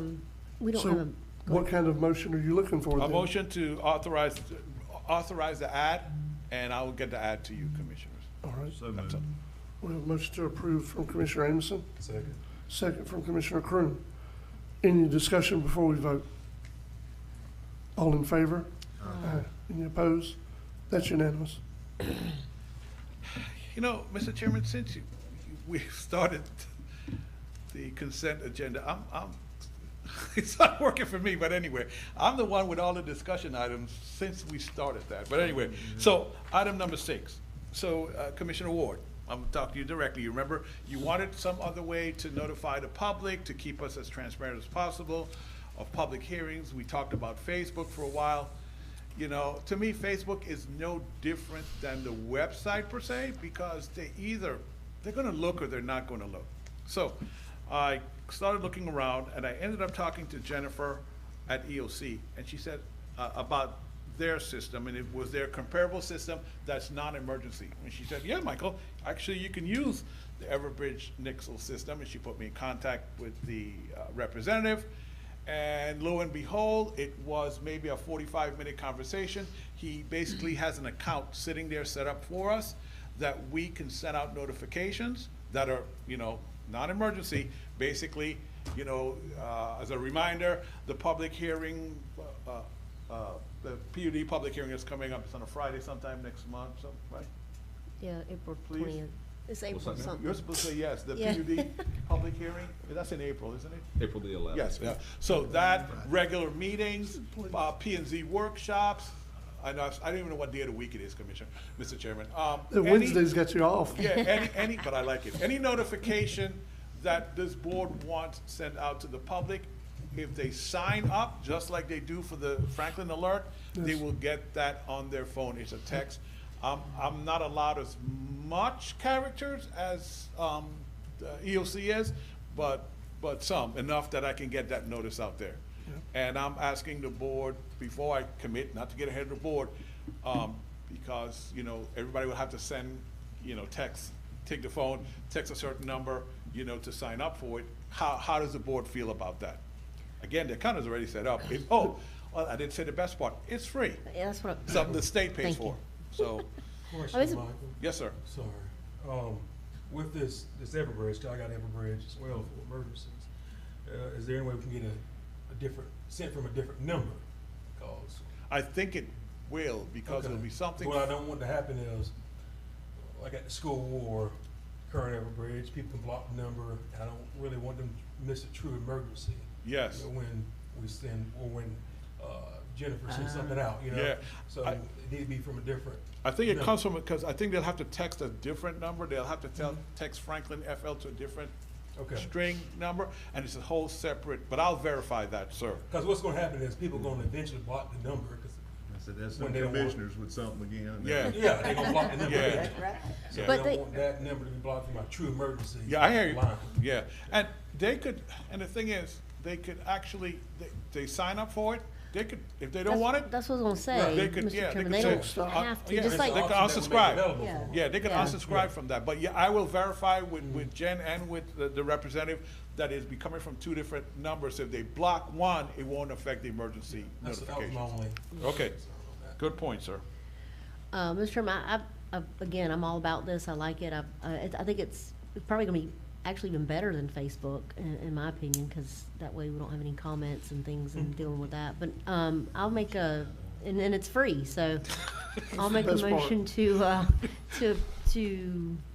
approve, Okay, All right, this, the use of it? the use of it, yes. So we have a motion to approve by Commissioner Ward, Second. second from Commissioner Croom. Any additional discussion? Michael quoted back to me what I've always said to him when he called me about it the other day. He said, Commissioner, you're gonna like this, the best part.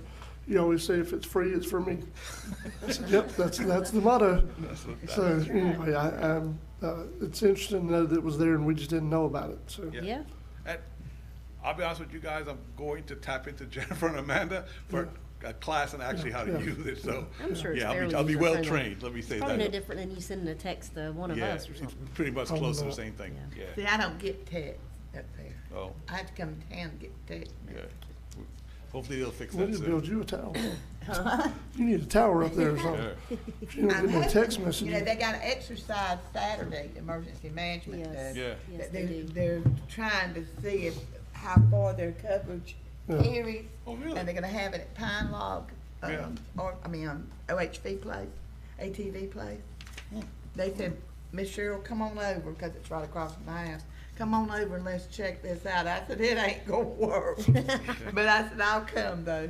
Maybe it will. Any other Yeah. discussion before we Yeah. vote? All in favor? Any opposed? That's unanimous. Item 7 is just telling you guys that you need to start checking your calendars and come up with an idea. I'll bring this back up to my next meeting about alternate days. You know, for the second meeting in those months, one is the FAC conference, the other is Thanksgiving, and I don't know who will be here on Christmas Eve. But let's look at that, and you guys come with some ideas at the next meeting. Item 8, and I made an error. Dan is here to correct me. I thought the contract was with the core No, it's contract. with the It's Riverkeepers. It's with the Yeah, Riverkeepers. yeah. My error.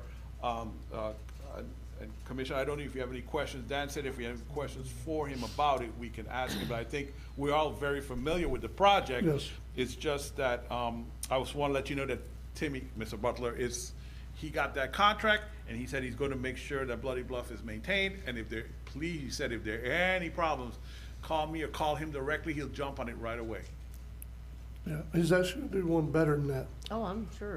He told me yesterday, I asked him about it, having continuing discussions. He said, Ricky, I'm also not gonna leave all the spoil up there at the end of Bloody Bluff.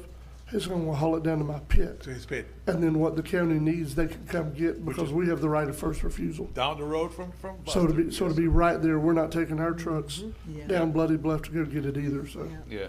That's good. And to quote Aaron on this one, anytime we deal with Timmy, he always leaves it better than what it Yes, was. that's exactly right. He He really does. does. He really So, does. yes. He did that place out there at Leonard's Landing the same way. Yes, he did, across the street too, Yeah, Commissioner. He now sure we got did. it, now the land's cleared off, you could put something out there if Yes, you need to. he sure did. It was before it had trees on Yeah, it. they- Yep.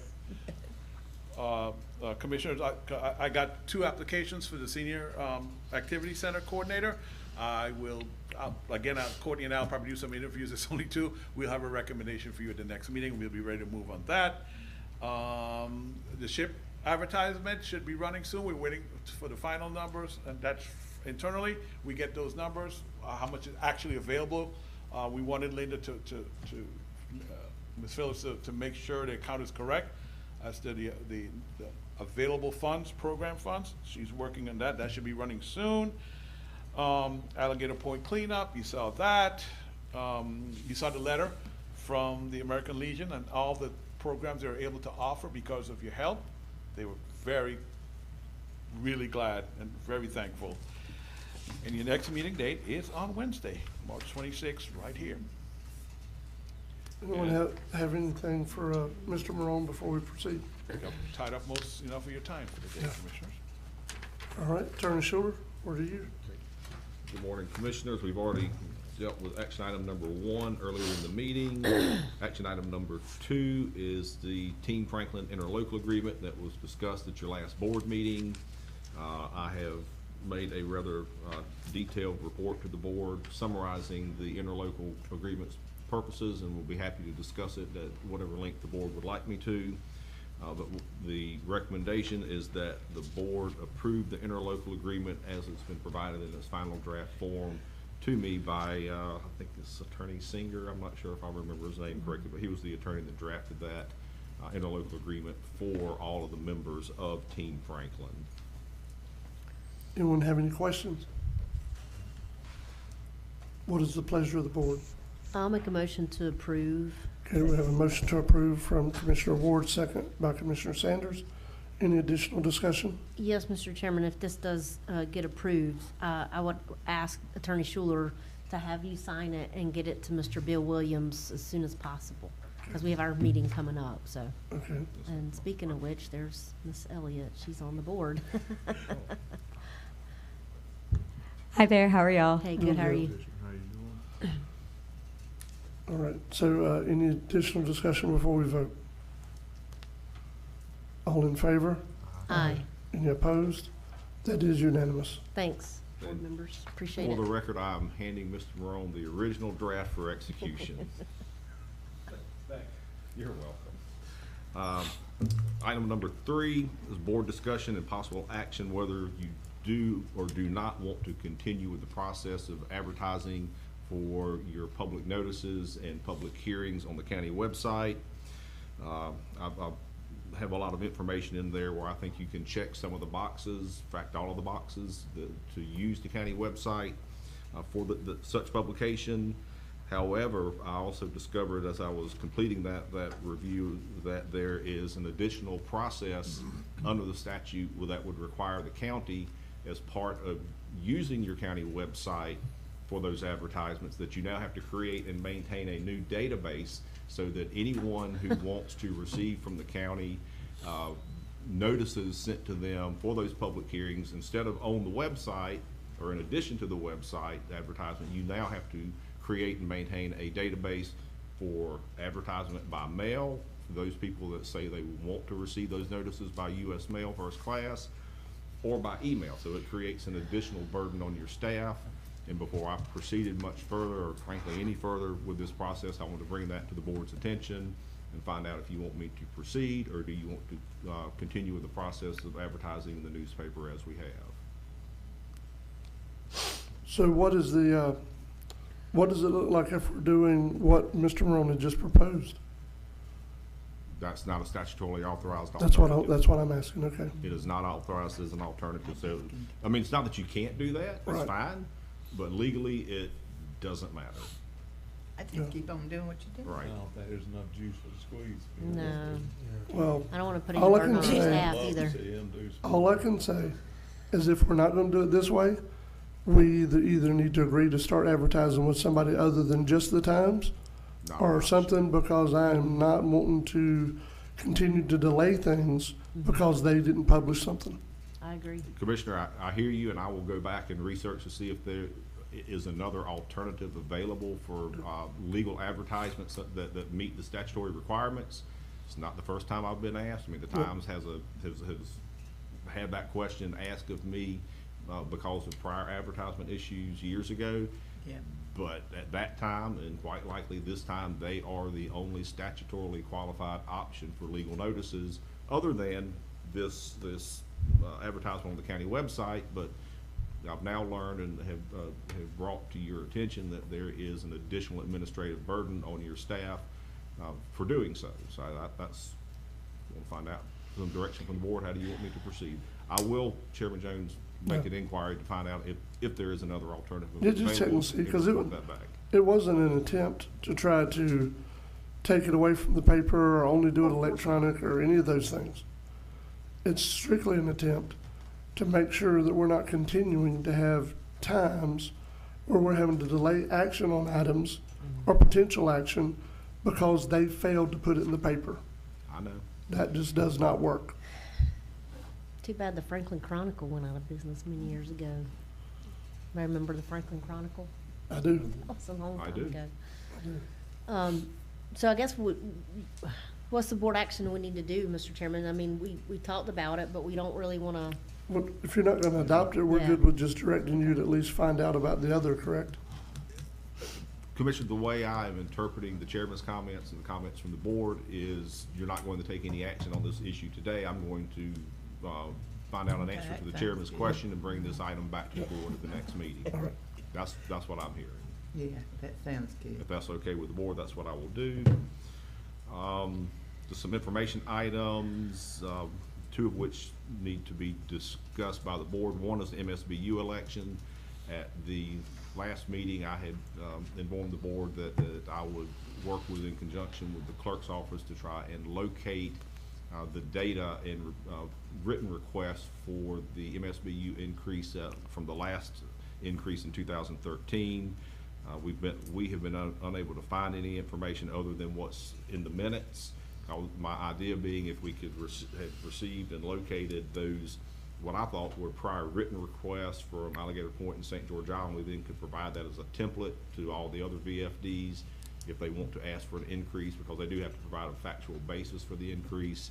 But I was not able to find that, so I think as an alternative, myself and Mr. Morone need to just reach out and make a direct communication to all the VFDs, put them on notice that whatever they're going to turn in as a request, they need to do so by a deadline. However, that deadline needs to be stated by the board.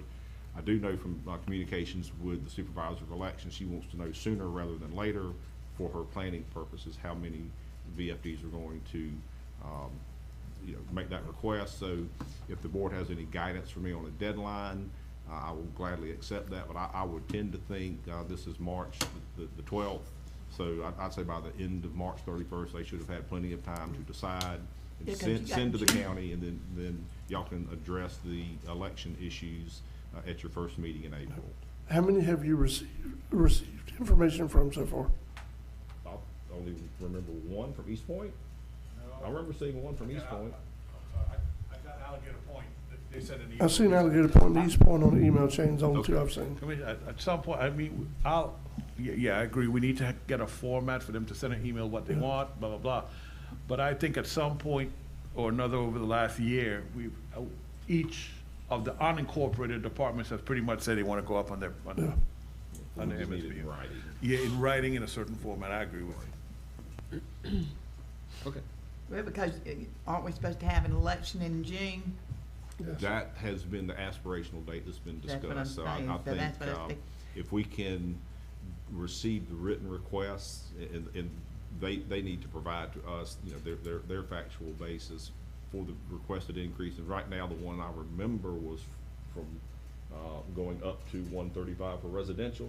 Is that correct, Mike? 130, 135? Something like that. Have they got to substantiate why, have they got to justify why Yes. they're asking for this increase? Yes, ma'am, there has to be a factual basis. And I don't mean no harm, and I'm not trying to get into micromanaging, I'm not into that. But do they have to show you their bank account and show you how much money they got in their bank account to justify it? I don't know that it goes down to that level, Commissioner, though certainly if y'all want them to do that, y'all can request that. I think it's more in terms of the letters that I've seen. The only one I remember is East Point. They had some factual information in there regarding the tremendous, frankly, increase in the expenses and the training and the clothing and everything that they need to provide the service. And that's essentially what I remember being done in 2013. It wasn't like they went out and hired a CPA and brought back a report like you heard from Mr. It wasn't that type. So I think the letter from East Point, to my memory, is consistent with what was provided to the board in 2013 by Alligator Point, St. Teresa, and St. George Island. So I think it's more generalized than that. There's Well, a lot question whether that might survive judicial scrutiny if someone were to file a lawsuit and challenge it. Yeah. But it didn't happen in 2013. Mr. Chairman, Yes. if I can say something, a lot of people think it's this board doing that, but we're just allowing them to do the vote of whether they want to do it or not. Yes, ma'am. We're not telling them to do it, we're not telling them not to do it. It's each person's decision. So, Commissioners, is it okay with you if we inform, Ms. Morone and I inform all of the VFDs that we don't have written requests from, that they need to do so by the deadline of March 31st? Is that okay? Okay. I I'll don't make think a that needs to be- motion. You wanna make Probably, given the importance of a vote, yes, ma'am. I make a motion that we direct Attorney Schuler and County Coordinator Michael Morone to contact the VFDs and to have them in writing submit to the board what their pleasure is on this NSB, what do they want? So, So we have a motion to approve Second. by Commissioner Sanders. It has been seconded by Commissioner Ward. Do we have any additional discussion, Commissioners? All in favor? Any opposed? That's unanimous. Skipping down to code enforcement on item number 6, I should also inform you that we actually have another code enforcement bench trial tomorrow at 11 o'clock on an animal control case regarding item number 7 on the request to vacate part of St. Teresa Avenue. Although when I filed my report last Thursday, I had not heard back from the attorney for the petitioner. I have since had a phone conference with her yesterday afternoon. And don't celebrate yet. They are going to withdraw the petition to vacate because those, we had some lawyer communications about the petition. So they are going to withdraw that petition, but they've also notified me that they're going to also file an amended petition under Chapter 336, which deals with the abandonment of roads dedicated to the county. So. And what was the first chapter, whatever, 170? Oh, yeah, the petition was filed under Chapter 177, Yeah, which deals with subdivision plats. And there is a process with vacation of plats in Chapter 177. It's the shoe doesn't fit in this particular factual circumstance, so they're going to withdraw that petition to vacate and instead file a statutory request for abandonment under Chapter 336. It's lawyer and it's procedural, but I just want to tell the board, since my report had said I'd not heard back, I just wanted to update you. And that's it for me, commissioners. Thank you for your time. I have a question for you, Attorney Schuler. Yes, sir. It's kind of fell off the map or whatever, but we need to make sure we wrap it up. So we had, a couple of months ago, we were going to appoint the missing or vacated seat for the TDC board. Yes, sir. And there was some discussion about who could serve or who couldn't serve based on some criteria, there was one particular person that wanted to put in, but they didn't want to not be able to do business with the county per se. Yes. We never did get a follow-up on that. So where are we at on that? I must pick that ball up and bring it back to you. That's Okay. where we are. Yeah, we need something next meeting, so, because we do need to advertise. Yes. So the last meeting, we had a quorum, but that's all we had. Yes, sir. Out My apologies. of 9 people, we had 5. Because, out of 8 people, I'm sorry, because there are only 8 available right now. Yes, sir. I will pick that ball up and carry it back here at the next meeting. So All my right, sounds apologies good. to the commissioner. And just by way of making sure the public is aware, we are, our next TDC meeting is already scheduled. Talking with Director Solomon and myself, we're going to be having that meeting at 6 in the afternoon, not at 2 o'clock. Just want to make sure the public's aware. Maybe. We're going to try it and see. We used to do them at 9 o'clock in the morning. No, we're not doing that. Anyone else have anything for Attorney Schuler? All right, then we are to commissioner comments. Mr. Chairman, I have a few. All right. I'll be brief. So, first things first, the good news is I contacted Roberts & Roberts, who was awarded the contract partially for DOT to start the resurfacing and widening of Highway 98 throughout our county. Yes. He did tell me that they are gonna start in April. They're supposed to start in April, and they're gonna do most of the work at night, which will help with our morning commuters back and forth to work and school. But there is gonna be some work having to be done during the day where they're gonna have to rent a crane and shore up the shoreline with some blocks.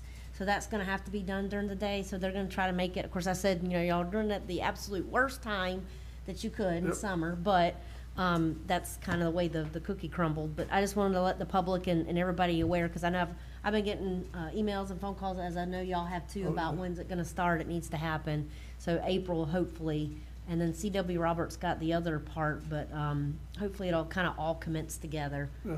And they also mentioned signalization at 98 and Island Drive. Yep. And I saw them out there yesterday doing some electrical work, so I think they've already started the process. And he didn't say what signalization. I know we've gotten through Representative showed a red light, actual traffic Yeah, signal. it's so- supposed to be a four-way stoplight there. Yeah, good.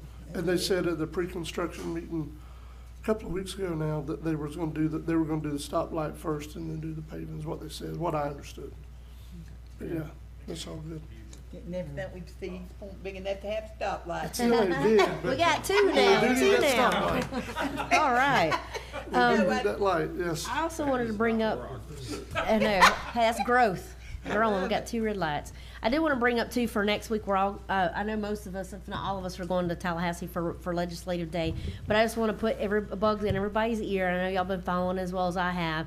The property tax issue, we've got to kind of make them, I know some people would be happy without property taxes, but we cannot afford to not have property taxes. So, that's not a bill per se, but it's discussion. But then we need to look at Senate Bill 110, which is the rural renaissance.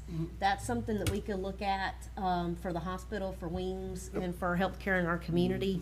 So we need to really push that. And then the Senate Bill 184, which I got a little, I don't know, it talks about ADUs, affordable housing, taking away home rule for building control. But I feel like that I've looked at, it's 126 pages. Yeah. I didn't look through all 126 pages, but I do plan on looking at the rest of it. So I could see where that would be beneficial, but then there's concern about taking away home rule for us. Yep. But that's something we need to look at. And then the HB 1427 is kind of the same as the rural renaissance. And then, of course, Senate Bill 802, which is term limits for commissioners. So we need to make sure that we fight against that, too.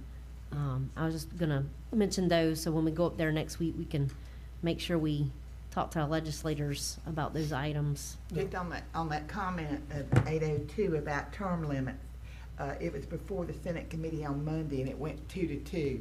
So right now it's dead.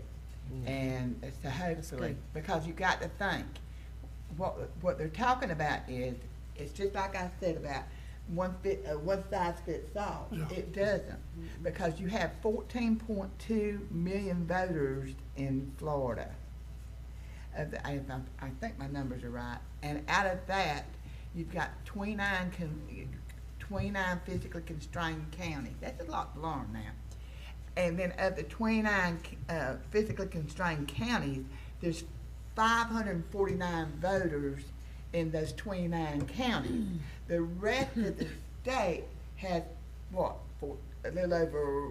Almost between 13.5 million. Yeah, 13 and a half. Yeah. So, I mean, what it's saying is, if you run for office, the voters, the electors in the state, is who determines whether you serve or you don't serve. right. It doesn't need to be the legislature, and it's no intent to be wrong on nobody or get upset about anything on nobody. But if they're gonna start term limits on these school boards and your county commission, they need to go the whole spectrum. They don't just need, they've been picking on county commissioners for a long time. Just like county commissioners get certified, just like all your other constitutional officers. At the end of the certification process on all those other elected officials, the majority of them, they get a pay increase. Your county commissioners and your school board don't. So that's been something we've been fighting for years, equality. And they haven't done that, and it doesn't seem to bother them. But I believe, and this is my best argument, I'm the perfect example. Perfect example. I was in here 5 years, 5 terms consecutive, went out 4 years, come back in, and the people elected me again. It's up to the electors and the voters of this state who they put into office and if they can't. It's not, we got some friends that served 32, 36 years as public servants, and the people are still putting them in. You see what I'm saying? So, I just don't think the legislature needs to dictate that. That's my opinion, only for myself. Anyone else, Commissioner, comments? I will say I want to clarify some stuff that I've seen said about the Rural Renaissance Bill that Senator Simon has put forward, our senator. There are requirements in there for the counties to report. Everything we do right now has requirements attached to it. Doesn't matter what it is, and I'll remind everybody, in Franklin County, right now, our ad valorem proceeds are 10% of the revenues in our budget this year. 10%. All the rest of those funds are from the state and federal government, and every one of them has strings attached. So, you know, some people have wrote and said, well, you don't need to support it because it's going to overburden. We already have to deal with that. For every dollar we get, we have to do whatever paperwork they require. And I can say that the benefits outweigh anything we could have to go through as far as reporting. Because, Commissioner, you helped fight at the Small County Coalition years ago for scrap and SCOP. This would add so much more money for paving for rural communities. Not to go, like you mentioned, the 549,000 voters in those 29 counties. That's right. That's where it would put almost $200 million a year toward additional road paving. And there are other things, like you said, for the hospital. It's a lot of stuff in there. That's why I call it a Renaissance bill. It's kind of gonna change the landscape the same way the Renaissance did in history in England and Europe. It's gonna change everything for smaller counties. So I'm supportive of it, and I think we ought to make sure that we let them know that we support it as well. I think it's gonna go through with no problem. But as far as reporting, that's the nature of the beast. That's what we have to do anyway. Mr. Chairman, I did have a question though, real quick, before we wrap up. Next week, do we have time set aside to meet with our legislators? We're supposed to have it, but I need to confirm that time, and I will. I'll try to do that today. Yeah, I'll let the chairman do that, because it's easy for him to make schedules knowing when everybody's gonna be there, Yes. so. Yeah. Perfect, thank you. But I'll let you know today so you can let them know. Any other commissioner comments? Can I say something? You were You close. better be glad. Well, I did it, you know, I think we need to say something, because it needs to be addressed on this to where I'm like Otis, we want the people to know, and to know the truth. Okay, FWC had a meeting on the Apalachicola Bay, back on the 27th. Yep. Yeah, 26, 27, somewhere along in that 26. And because of the lobbying efforts of the people who attended the meeting, you had the whole Franklin County Board of County Commissioners there. You had Gulf County and Gulf County Commissioners there. You had people from all over this county. That the Bay was the #1 subject, and I can tell you, I laughed, you know, at the way it was worked, because some of the stuff that was presented at the meeting wasn't even presented here. No, it wasn't. And some of the stuff was from 20 years ago. So with that being said, the chairman of the FWC commission said at that time, after all the speaking and everybody got up, that the commission will be holding a meeting here in Franklin County to talk about the Apalachicola Bay. So I want the people that has wrote and said wherever, because I'm only hearing it by hearsay, because I do not have Facebook, that the Board of County Commissioners is not doing anything to help. You be at that meeting when FWC comes in here to talk about that bay, and you get up there and stand and you tell those folks what you want to do about that bay. And then that gives you the opportunity to do just like we did. We lobbied for the people of Franklin County, and we come out, I feel, with a win. Because, you know, FWC didn't have to come down here, but it's just like Chairman Barretto said, the speakers made an impact, the people made an impact there, and he had to come and say it. And that is what it's about. That is what our job is. And anybody else that does not know what our job is, come around here and follow us. Come up to Tallahassee next week when we're up there lobbying everybody. I know everybody gets aggravated with me sometimes, but that's who I am. It's just like I said at the previous meeting, I will not say everything I said. I said I will fight through you know what and whatever. And I proved it. I proved it. And the one thing that's undeniable is my heart is all about Franklin County. So is the commissioners. And so we were able to do that, to bring FWC. So now the ball's in FWC's court and in the people. We need you out at that meeting to have you know, have you talk to FWC and tell them what you know. But Mr. Chairman, thank you, because I thought that was an important thing to put out there. It is. It is. And, but I appreciate y'all. If you don't mind, I'm gonna add to that right quick. You know, I'm gonna tell you something, and I'll say it publicly, and I don't care who I anger with this. But when I stood up there, spoke with FWC, and then we all stood up there together, and I turned around and looked in that crowd.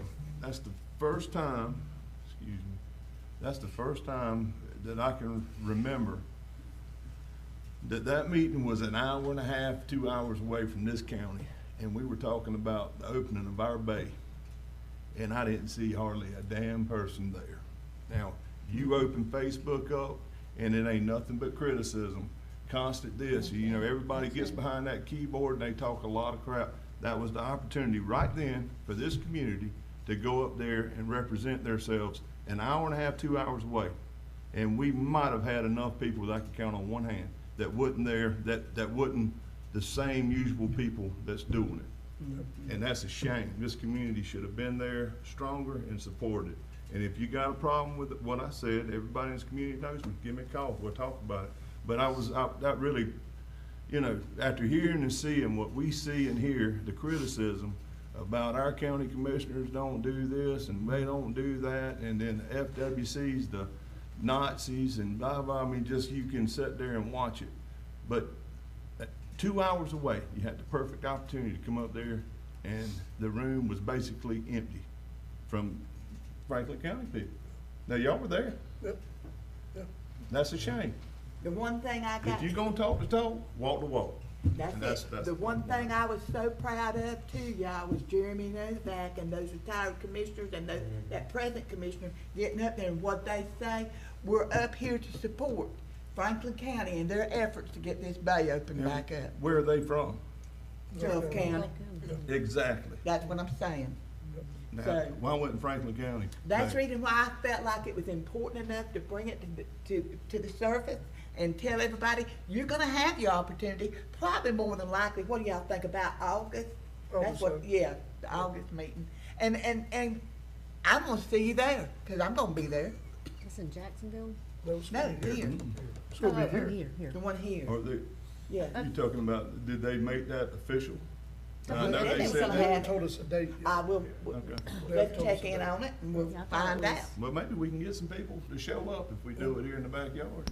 Might need a I'm just bigger saying, room. It was in Tallahassee. It just blew my mind that there wasn't more support from our community there. But Well, I'm gonna well, leave it I think the commissioners had their own eyes opened up, Otis, and no reflection, because you are on the ABCC and y'all do a good job, and no reflection on Devin.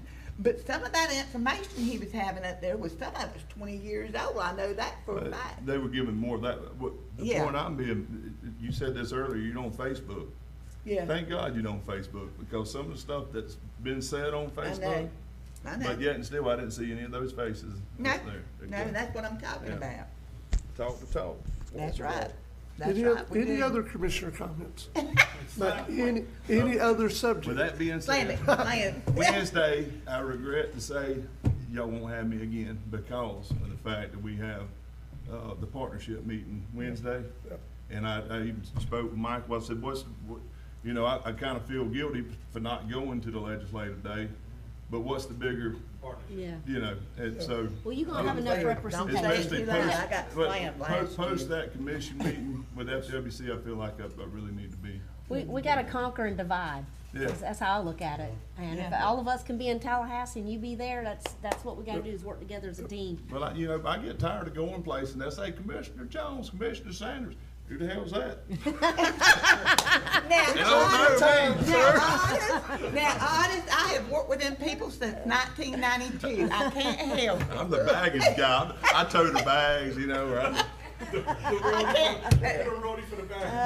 I'm not gonna repeat what the chairman said that day, but Chairman, hit your gavel. Have a good week.